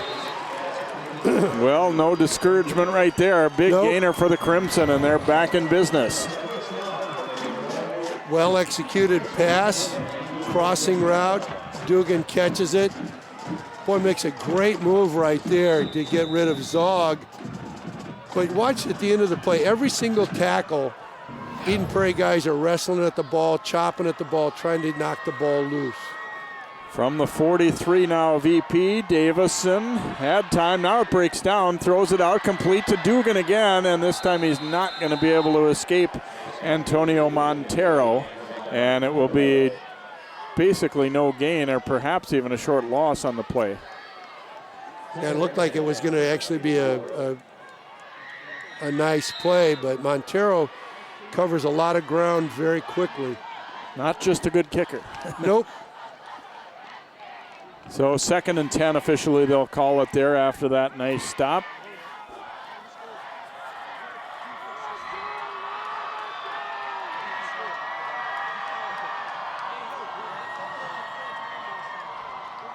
Davison to Carlson. Now they flea flicker. Davison looking, and he's going to tuck it and go. Has a little bit of room. Now lateraling, or trying to, faked it.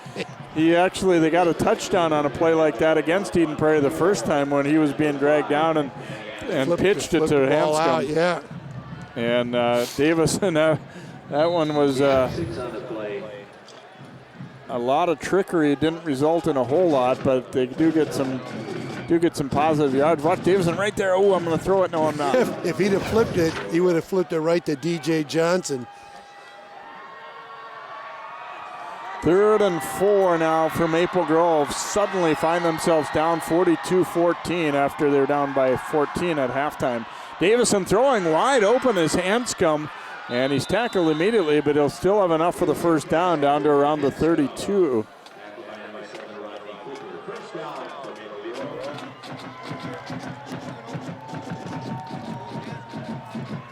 We just had a really good example tonight, though, Jay, of how much pressure Eden Prairie puts on another team. You know, they're looking to score on every possession that both teams have, and they are absolutely relentless. From the 31 now of Eden Prairie, Davison and company trying to scrap their way back into this game. Throwing, flag down, pass caught. The second receiver went through Dugan's hands, and then Rash was there behind him, but this one may not count. Well, we'll see what this flag might be. Might be an ineligible downfield. Yep. Yes, for the third time. Davison trying to explain that we're engaged blocking, but they're not getting. And that flag came from the linesman. Usually it comes from the umpire. You almost wonder if, before the game when they meet with the officials, did Eden Prairie make any mention of, we've seen on film Maple Grove, keep an eye on that, let's say. Yeah. Because when you see it called 3 times in a night like that, it's quite unusual. Right.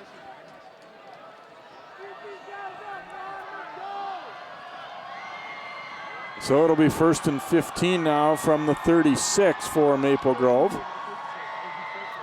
Hand off to Hanscom and a nice early hole. It closes up, but he will still pick up a pretty good chunk of yardage there of about 7. Gained back a pretty good chunk of what they lost in the penalty. And that was a time where the offense was as quick as the defense. You can see that quick hitting play got a nice gain. But that tends to be the exception, not the rule against Eden Prairie. 2nd down and 8. Good protection. Now Davison dancing around trying to get out of there, and he will take off. Ooh. And tripped up. And they wanted a flag, but it looks like Davidson they won't get it around the 25. Yeah, they could easily have called that one a illegal hit out of bounds. I've seen lesser hits get called. And you see a little bit of frustration on Davison. He's asked a couple times. He's clearly giving himself up and going out of bounds. I don't know. I think he was still in the field when they made contact. Ball is loose, and it's still loose. Davison ultimately falls on it, but will bring up 4th down as Maple Grove just struggles to hang on to the ball tonight. And then it came out of there, and Davison alertly pounced on it. And another look at it here as it hits Hanscom. And then they kick it around a little bit. Davison is the first to see it. And I'm surprised it looked like Hanscom was trying to take the snap, not take the handoff. Yeah, and I don't think that was the case. I think the snap was just a little bit to the left of Davison. And here we go, 4th and 5 for the Crimson. Davison throwing over the middle, complete to Rash. And that'll be good for the 1st down as he's dropped by Rodney Cooper. Teddy Rash making another nice grab, moving through traffic. So they're to the Eden Prairie 15, a fresh set of downs, a conversion there. I mean, it's still, yes, the game's still a big margin, but you still got hope at least when they were able to get that 4th down. You've got to score. Yeah, you've got to score. You've got to make the plays.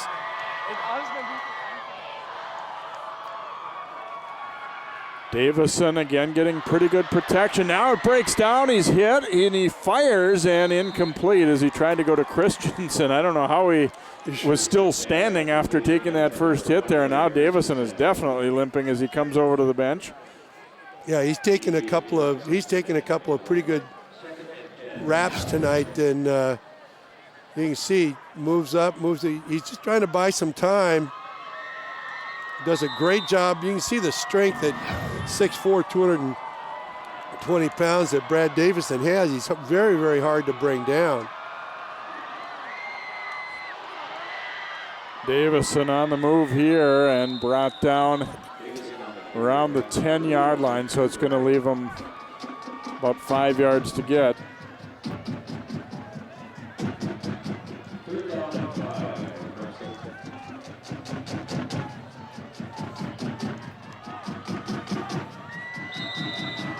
3rd and 5 here.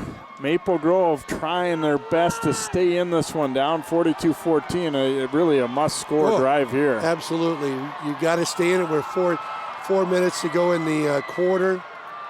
Davison looking left, wide open, and the touchdown. Ty Carlson sneaks behind the defense, and Maple Grove strikes.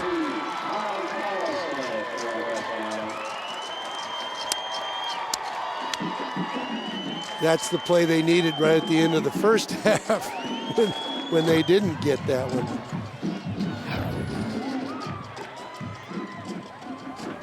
When you take a look, Davison does a nice job of throwing the ball right to the pylon. And Carlson's the only one that can get it.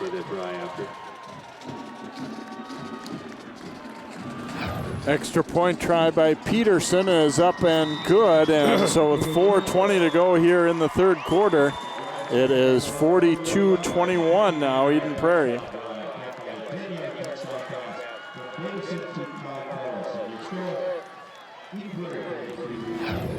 Well, it was a drive they desperately needed. Yes, the odds are still not in their favor, but Maple Grove converting here. Kai Carlson doing a great job of getting himself open past DJ Johnson.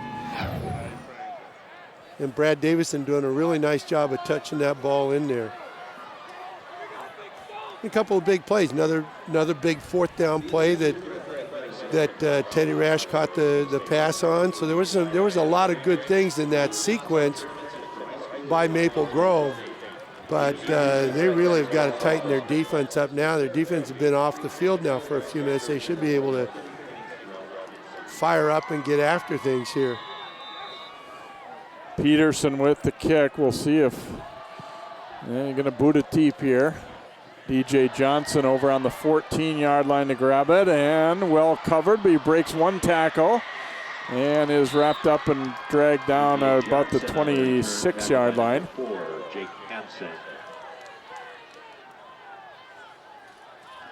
So Eden Prairie football, see if, obviously with the turnovers, they haven't had to work that hard for their points here in the second half. So see what this is a little bit different, starting with the ball back, at their own 26-yard line. This is where Maple Grove defense really they really got to be aggressive and fill the slots, fill the seams every play. Handoff here and a huge gap, and look out. Pelanico, the race is on down the sideline. They're not going to catch him. And this one will go for a 74-yard touchdown. We have an Eden Prairie player down back near midfield. But it's a 74-yard run for Pelanico. Boy, just when you think that the defense is going to step up and make a play, you get something like that happen. And Eden Prairie player is. Well, I'm hopeful that it could be a cramp. Just from the way he's holding his leg that's what it is. But boy, those things hurt. And on a cold night, they realize Kyle Conley. And on a cold night like this, those things really hurt.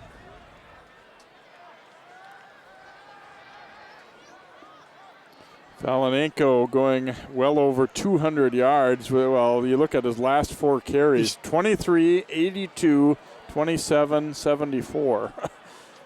Yeah. That'll adds pile up the yardage, right? Especially when his first 5 carries were 4.0434.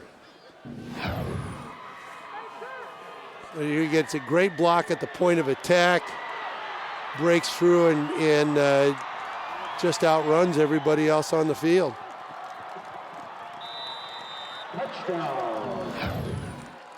Conley able to make his way slowly toward the bench, and it does very much look like it is a cramp that is holding him up there. But it's got to be discouraging to Maple Grove to make a 4-minute drive for a touchdown, get a decent coverage on the kickoff first play from scrimmage, 74 yards to score. And now you're back where you were 10 minutes ago, and you just, it just becomes a very, very tough hill to climb. Montero on to attempt the extra point out of Kramer's hold, and the kick is up, and it is good. 3:57 to go here in the third. Now 49-21, Eden Prairie.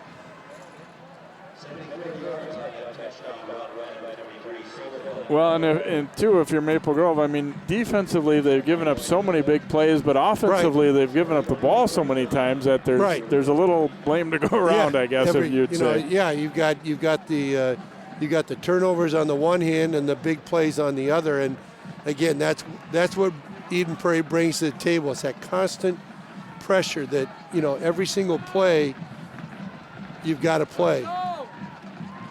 Well, and they've been, like we talked about, a little bit different kind of Eden Prairie team this year. Some maybe more explosive, maybe not quite as punishing physically as some of their teams have been. Right. But also more big plays. They've put a lot of games away early. I mean, just look at their scores over the last part of the season. You're looking at 41 points, 41-7, 48-0, 41-0, 45-0, 29-0, and that's not playing weak competition either. They don't play, and they've got a target on their back every week.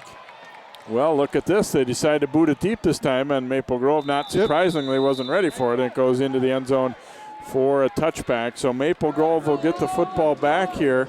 And Montero is a very versatile player and a good kicker. He really does a nice job with every phase of the game.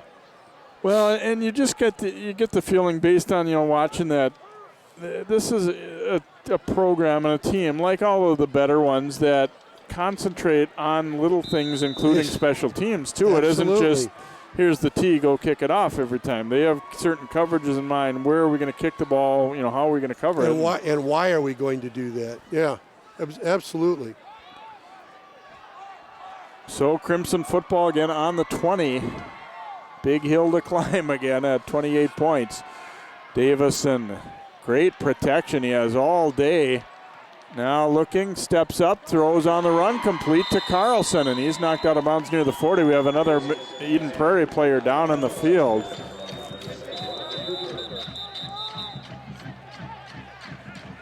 Be a gain of 21, and this is Johnson. This might be a cramp as well. Yeah, again, looks. He went. I saw him when he was starting to rush, and he basically just sat down on the field by himself. You can see his calf. You can see his calf is just tightened right up. I don't even want to look. That's painful to look at.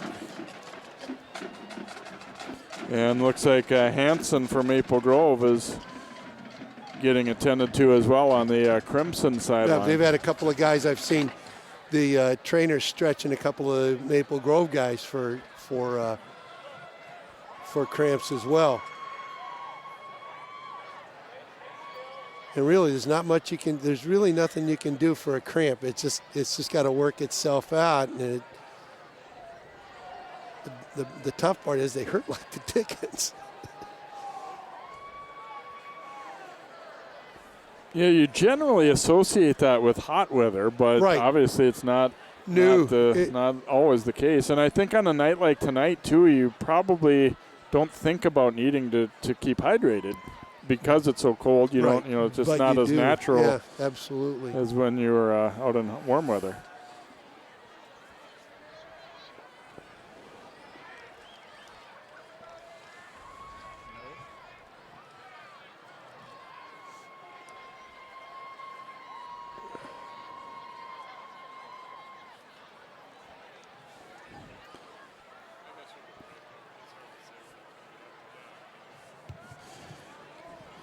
So we'll take a quick time out here. 49-21 Eden Prairie as they tend to the injured player. We'll be right back here to Chanhassen. Connected community experience. It's at the core of what we do and it's what we deliver. Keep watching for a new way to think about and experience Channel 12 and Northwest Community Television. Your daughter just had her first breakup. Do you A, put yourself in her shoes? B, console her? Don't worry, sweetie. This is gonna happen a lot. Or C, find her a new boyfriend? Nice single boys. was weird. As a parent, there are no perfect answers. But you don't have to be perfect to be a perfect parent. Thousands of teens in foster care will love you just the same. Back into action here as Hanscom takes the handoff from the 44, and he'll rip off a nice 9-yard run here. We're late in the third quarter. Eden Prairie up 49-21 here on Maple Grove.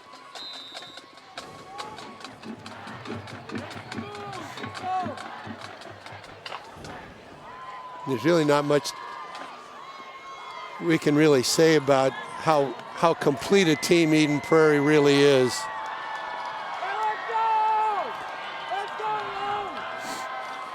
Second and a yard here for Davison. Under pressure, Davison steps into it and throws complete to Hanscom, and that'll be a first down inside the 30 to about the 28.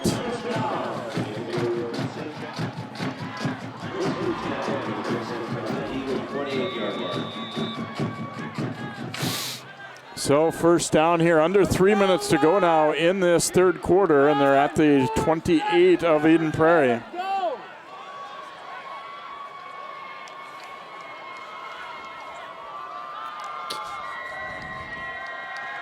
Davison steps up and rolling to his right, now throws on the run, and it is incomplete as Christensen not able to hang on to that one. So bring up a second down and long.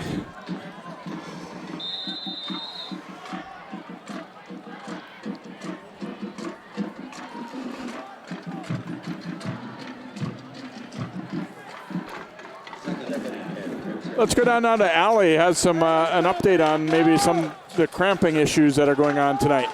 Well, guys, I talked to a trainer and I asked him, I said, is this cold weather, is that a contribution to why these guys are cramping up? And he said, absolutely not. The weather has nothing to do with it, despite the fact that the guys just probably don't want to drink cold water, so they're not hydrating exactly as you guys said. So we'll keep an eye on that and see if it's continuing more here in the second half. On the jet sweep, Dugan taking the handoff. He's popped good by Montero, but it was a nice gainer. He'll get about 9 on the play for the Crimson.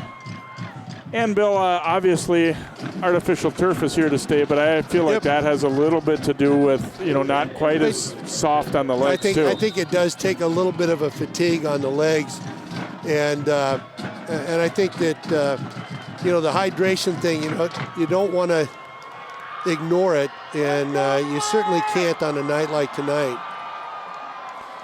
Third and a couple, they'll call it here, as Davison looking. Now flips the short pass to Hanscom. He'll have the first down. He's driven back, but he does have enough yardage for the first down.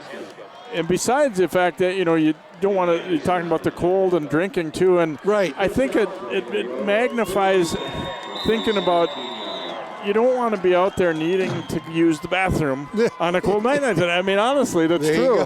And if you end up, I think that sometimes, subconsciously you think, I don't want to keep drinking a bunch because I'll be standing here needing to use the bathroom in the middle of a football game, and you don't want that. Exactly. First and 10 here for Maple Grove. Davison firing to Carlson. He is met immediately, though, by Johnson and escorted out of bounds. Clock continues to run, though, as his progress was stopped in the field of play. It'll just be about a 3-yard pickup.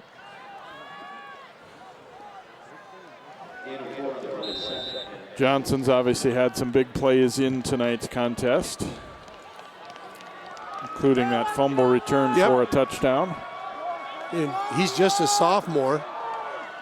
He's played the entire game defensively for Eden Prairie. Hand off to Hanscom, not much doing there. He got about a yard.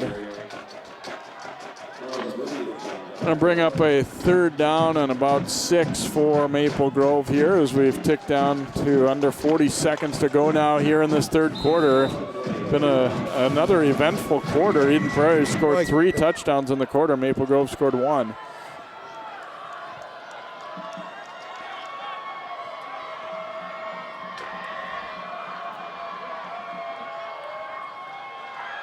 Davison dropping, throws, and it is complete. Christensen had to go to the ground to catch it, but it will be enough for a first down. First and goal from about the 5. Did that ball get deflected? It looked like it had a little bit of a flutter to it. It might have been deflected at some point. But Christensen doing a nice job of, didn't get deflected, it just fluttered. But he does a good job at getting his eyes on the ball and making the grab. And that's going to be the last play of the third quarter. So we will head to quarter number 4. Maple Grove on the doorstep. They'll have it first and goal on the 5 when we return here to Chanhassen High School. The other 6A quarterback.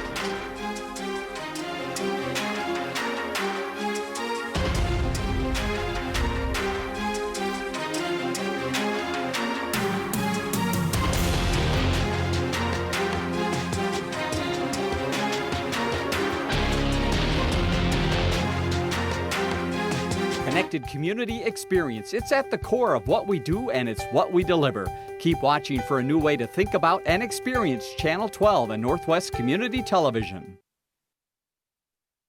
Hey, did you know 2.4 million loving cats and dogs in shelters and rescues need our help to find a home? Let's go to the shelterpetproject.org and meet a few who are in a shelter near you.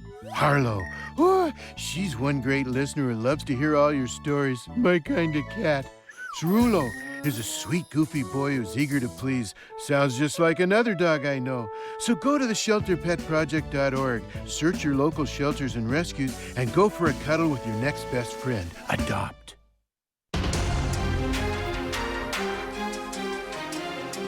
We begin quarter number 4 here. Maple Grove with it. First and goal to go from the 5-yard line of Eden Prairie. They're down 49-21, but trying to punch another touchdown in. Davison rolling to the right, keeps looking, now throwing back across the middle and knocked away from Rash. Good recovery by Rodney Cooper Jr. there to get a hand in. Boy, that was, and that when he let that go, it looked like that was going to be an easy touchdown for Teddy Rash. And Cooper makes a great lunge at the ball to tip it away at the last moment. See, Davison kept on looking. A lot of times throwing back across the middle like that's dangerous, but he is. Almost got it there. So it'll be a second down and goal.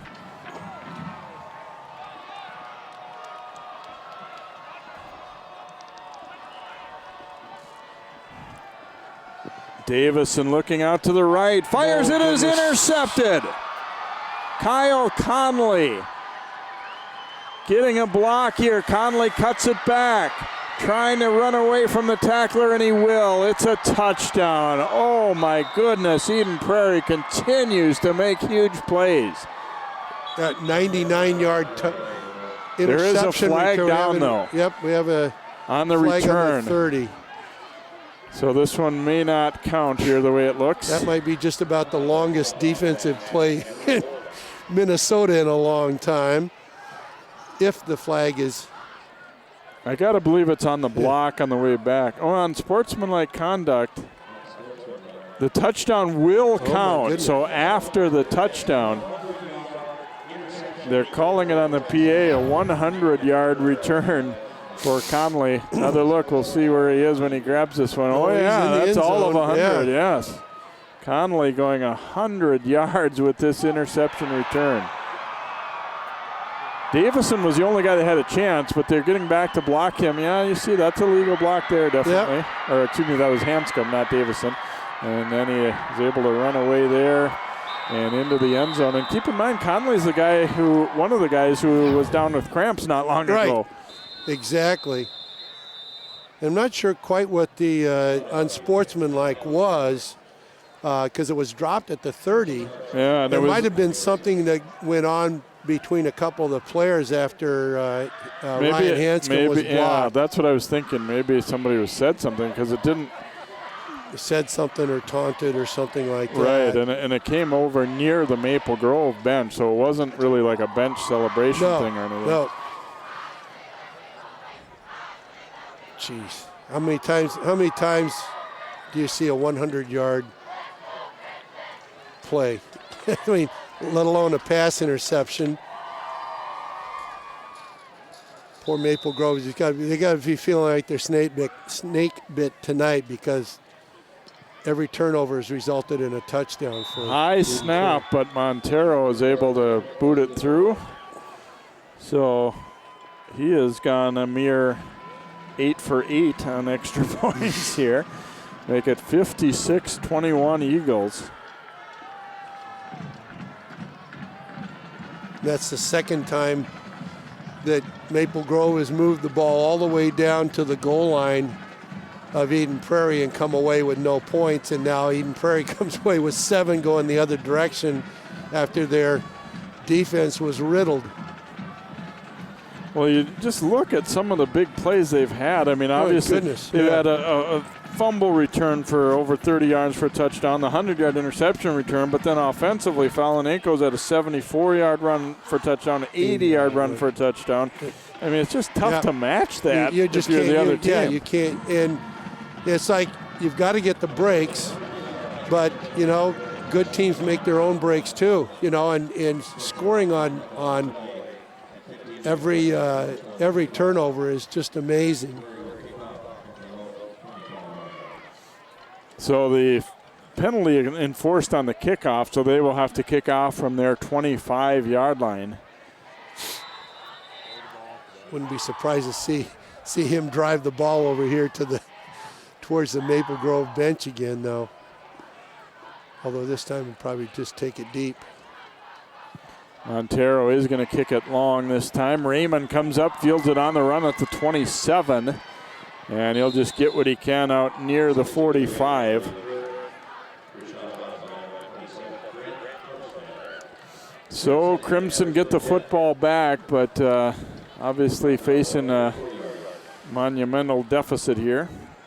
Yeah, 35-point deficit in the fourth quarter is not where anybody wants to be. Other one's a much closer game. Champlain Park and Rosemont tied up. Very final seconds of that one. And Eden Prairie didn't have enough players on the field, so they're going to take a timeout. And this could get back to the injury stuff. Right. Because you do have some guys that have gone both ways for them.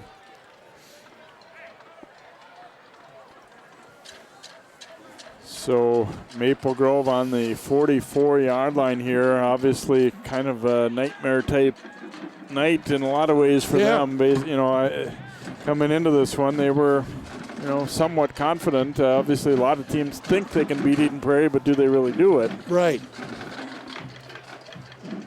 And in tonight's game, it wasn't going to happen.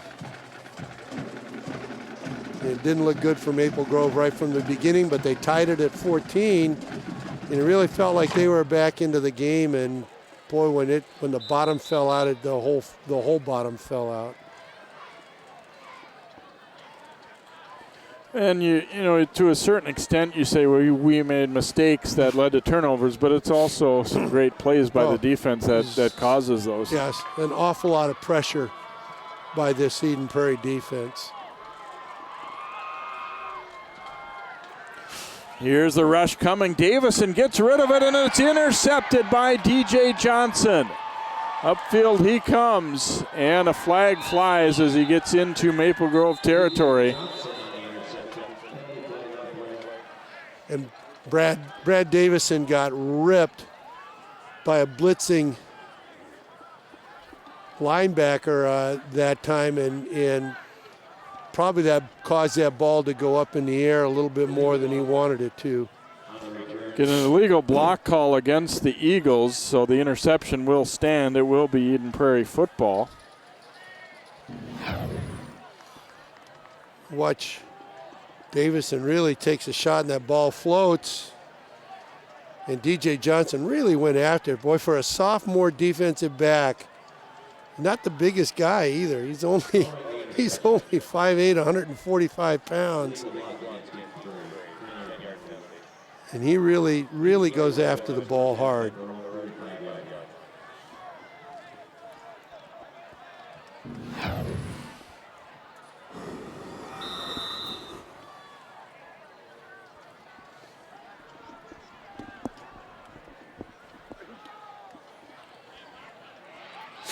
So Kramer back out there to lead the offense here.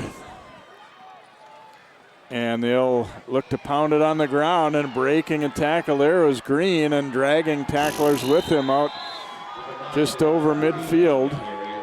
Pickup of about 15. Boy, he's a tough one to bring down. Boy, Eden Prairie just has so many tools, so many weapons that they hit the other team with. You don't even think about Davion Green there until he carries the ball and drags out a 15-yarder.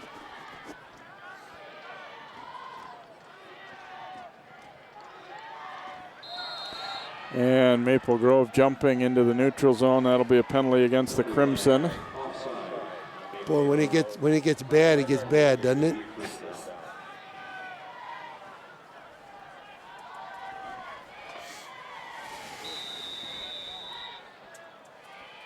So 1st and 5 for Eden Prairie. Looks like they're going to advance and take on either Champlain Park or Rosemount.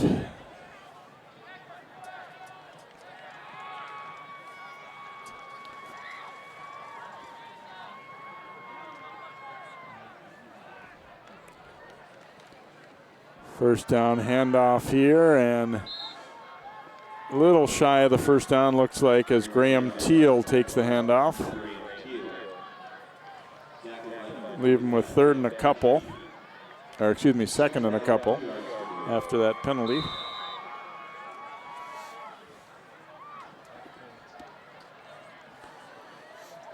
That game will be headed to overtime, it sounds like, to Rosemount Champlain Park.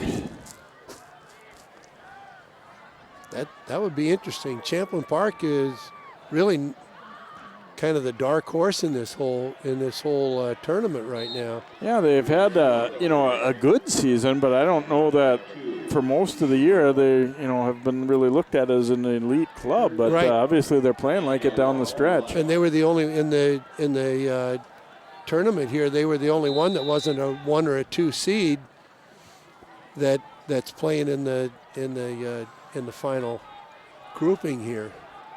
3rd down and 1 coming up here for Eden Prairie, and to a certain extent at this point they probably wouldn't mind just a drive that eats up some clock and not necessarily even wanting to break a big one.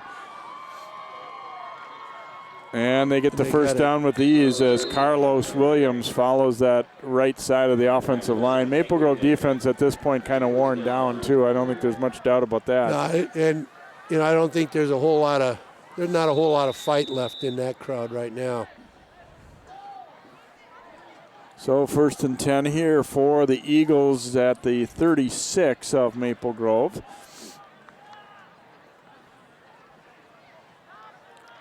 Well, Maple Grove can honestly say they ran into a buzzsaw tonight. There's absolutely no doubt about it.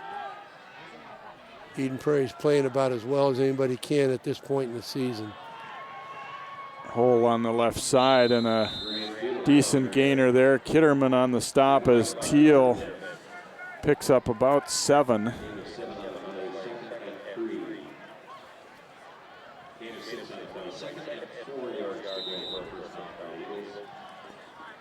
Ticking down toward 8 minutes left in this one, and just the final margin really to be determined now as Eden Prairie has kind of put this one away with a big 3rd quarter. I mean, obviously they were ahead 28-14 at half, but and have really kind of run away with it. They've scored 4 of the 5 touchdowns in the second half.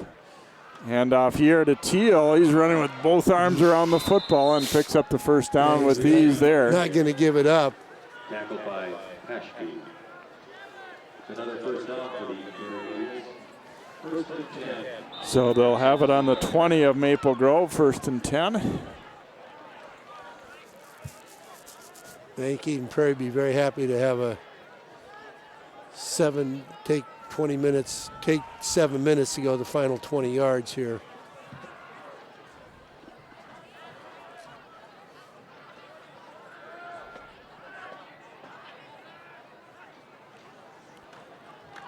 Keep it on the ground and bouncing to the outside. Here's a block and a touchdown run there as taken in by Graham Teal. 20-yard score right there.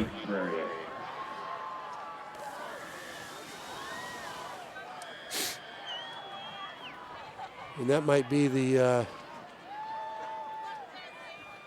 exclamation point right there. I don't think anybody would have thought, as we see Teal getting around the edge and into the end zone for a 20-yard touchdown run. I think if anybody would have said it was going to be 62-21 at some point in the game, I think any of us would have said, no, that's not going to happen.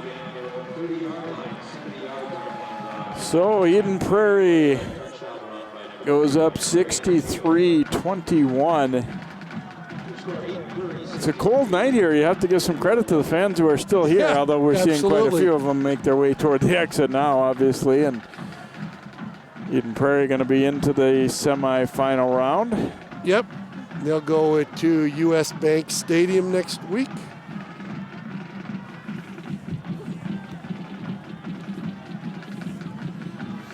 There you see it'll be Blaine and Grace meeting in the other semifinal.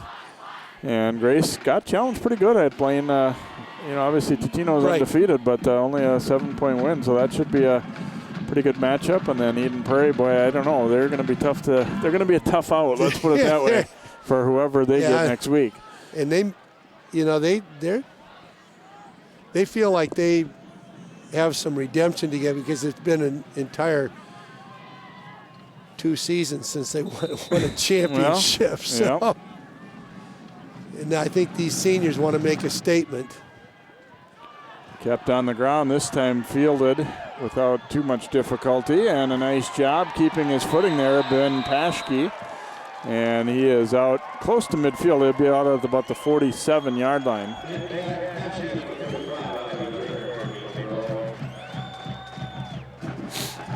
Be interesting to see. Do you still keep all your starters in there? It looks like they will, at least for now, for Maple Grove. But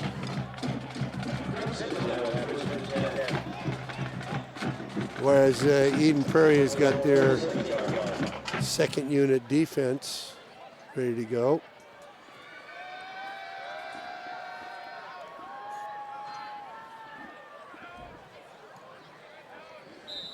I have to admit, Bill, I'm a little perplexed by we're not apparently using running time here. Yeah. Handoff goes to Hanscom. Look at the strong hands to hang on to him there as Zane Svat with the tackle. Yeah, one arm, one hand tackle by Zane Svat, bringing Ryan Hanscom down. And Hanscom's not an easy guy to tackle. We've seen him in many games break lots of tackles. The new quarterback, as they wanted Davison to get one final play to get a hand coming out, and what a fantastic career he's had for Maple Grove. Goodness, yes, he has. Hanscom, the runner this time, and wrapped up and brought down. New quarterback is Nate Adams, who's a sophomore. Probably the heir apparent to Brad Davison.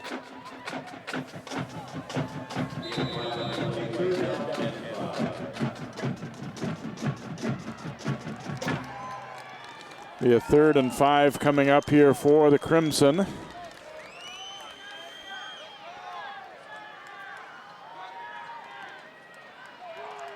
Handoff going left side, and they get 5 and a lot more here. Evan Hull on the carry. Flag down at the end of the play. Going to be a holding call against Maple Grove, so bring it back.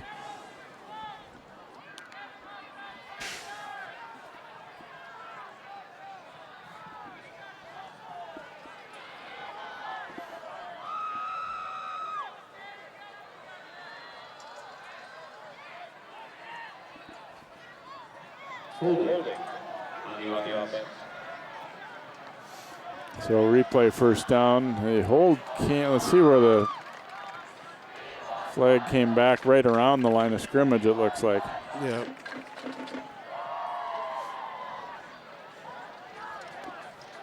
There was a flag that was thrown 20 yards behind the play. And I think in a 63-21 game, that might be one of those ones where you just eat the flag and Game's almost over, guys. So it'll be pushed back to the 42-yard line now. And first and about 15. Timeout taken by. Can we not get this over with, people? oh, goodness.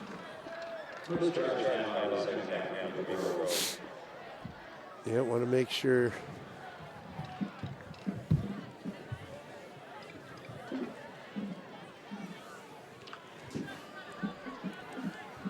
They've got the down mark over there saying third, but I don't believe that's correct, is it? The referee said, referee said first down. It says first on the scoreboard. So I think the down box is a little bit optimistic for Eden Prairie there.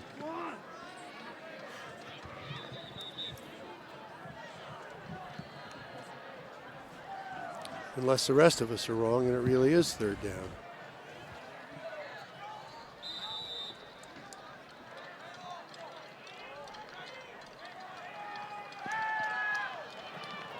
And Adams throwing complete to Rash. Not enough for a first down, but he's into Eden Prairie territory. So he's able to throw a strike there. Pickup of about 10.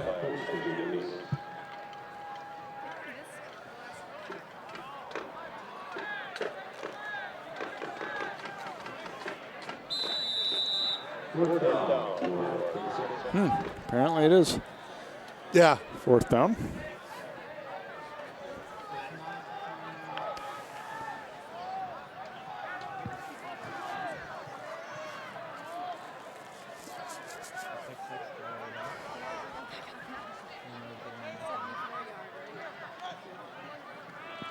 Adams throwing and completes it to Rash, and he will have the first down as he's knocked out of bounds about the 34-yard line.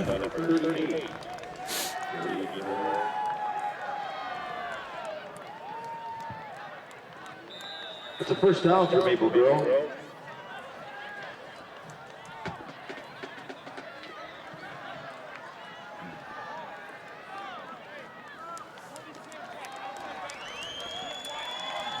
Now Rash coming off. Taken out. Yep. Giving a little curtain call there for some of their offensive starters.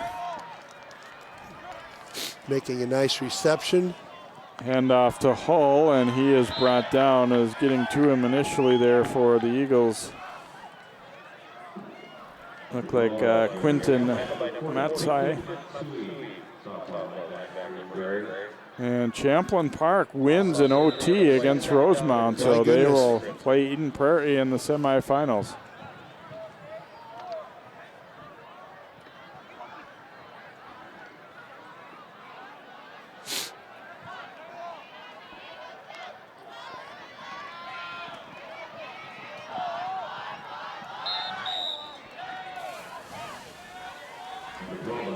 And hand off up the middle again to Evan Hull. Yeah, both teams, I think, except for the offensive line, both teams have substituted their entire second unit in and just letting the game play itself out now, run the final 3 minutes out here.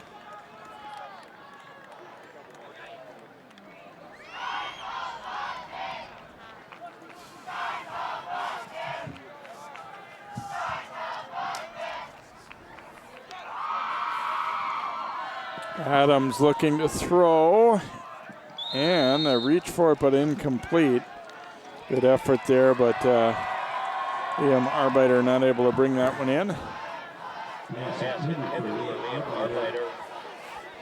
Nice effort. He looked like he made a pretty good effort at the grab. He was out of bounds when he controlled it.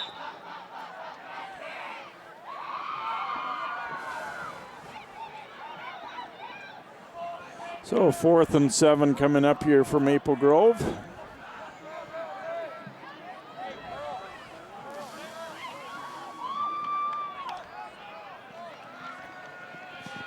Adams rolling right and throws, and the catch made.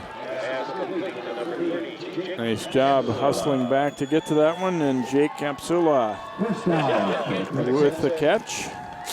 First and 10 at the 21-yard line of the Eagles. So they'll get a new set of downs at the 21 of Eden Prairie as we've gone under 2 minutes to play in this one.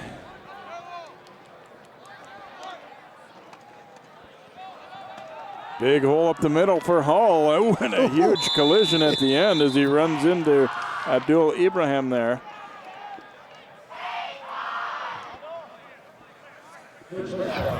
Nice pickup into about the 8-yard line. Nice hole, and Hull does a good job. Lowers his shoulder right into Ibrahim. They'll give it back to him and chop down close to the goal line, a little short.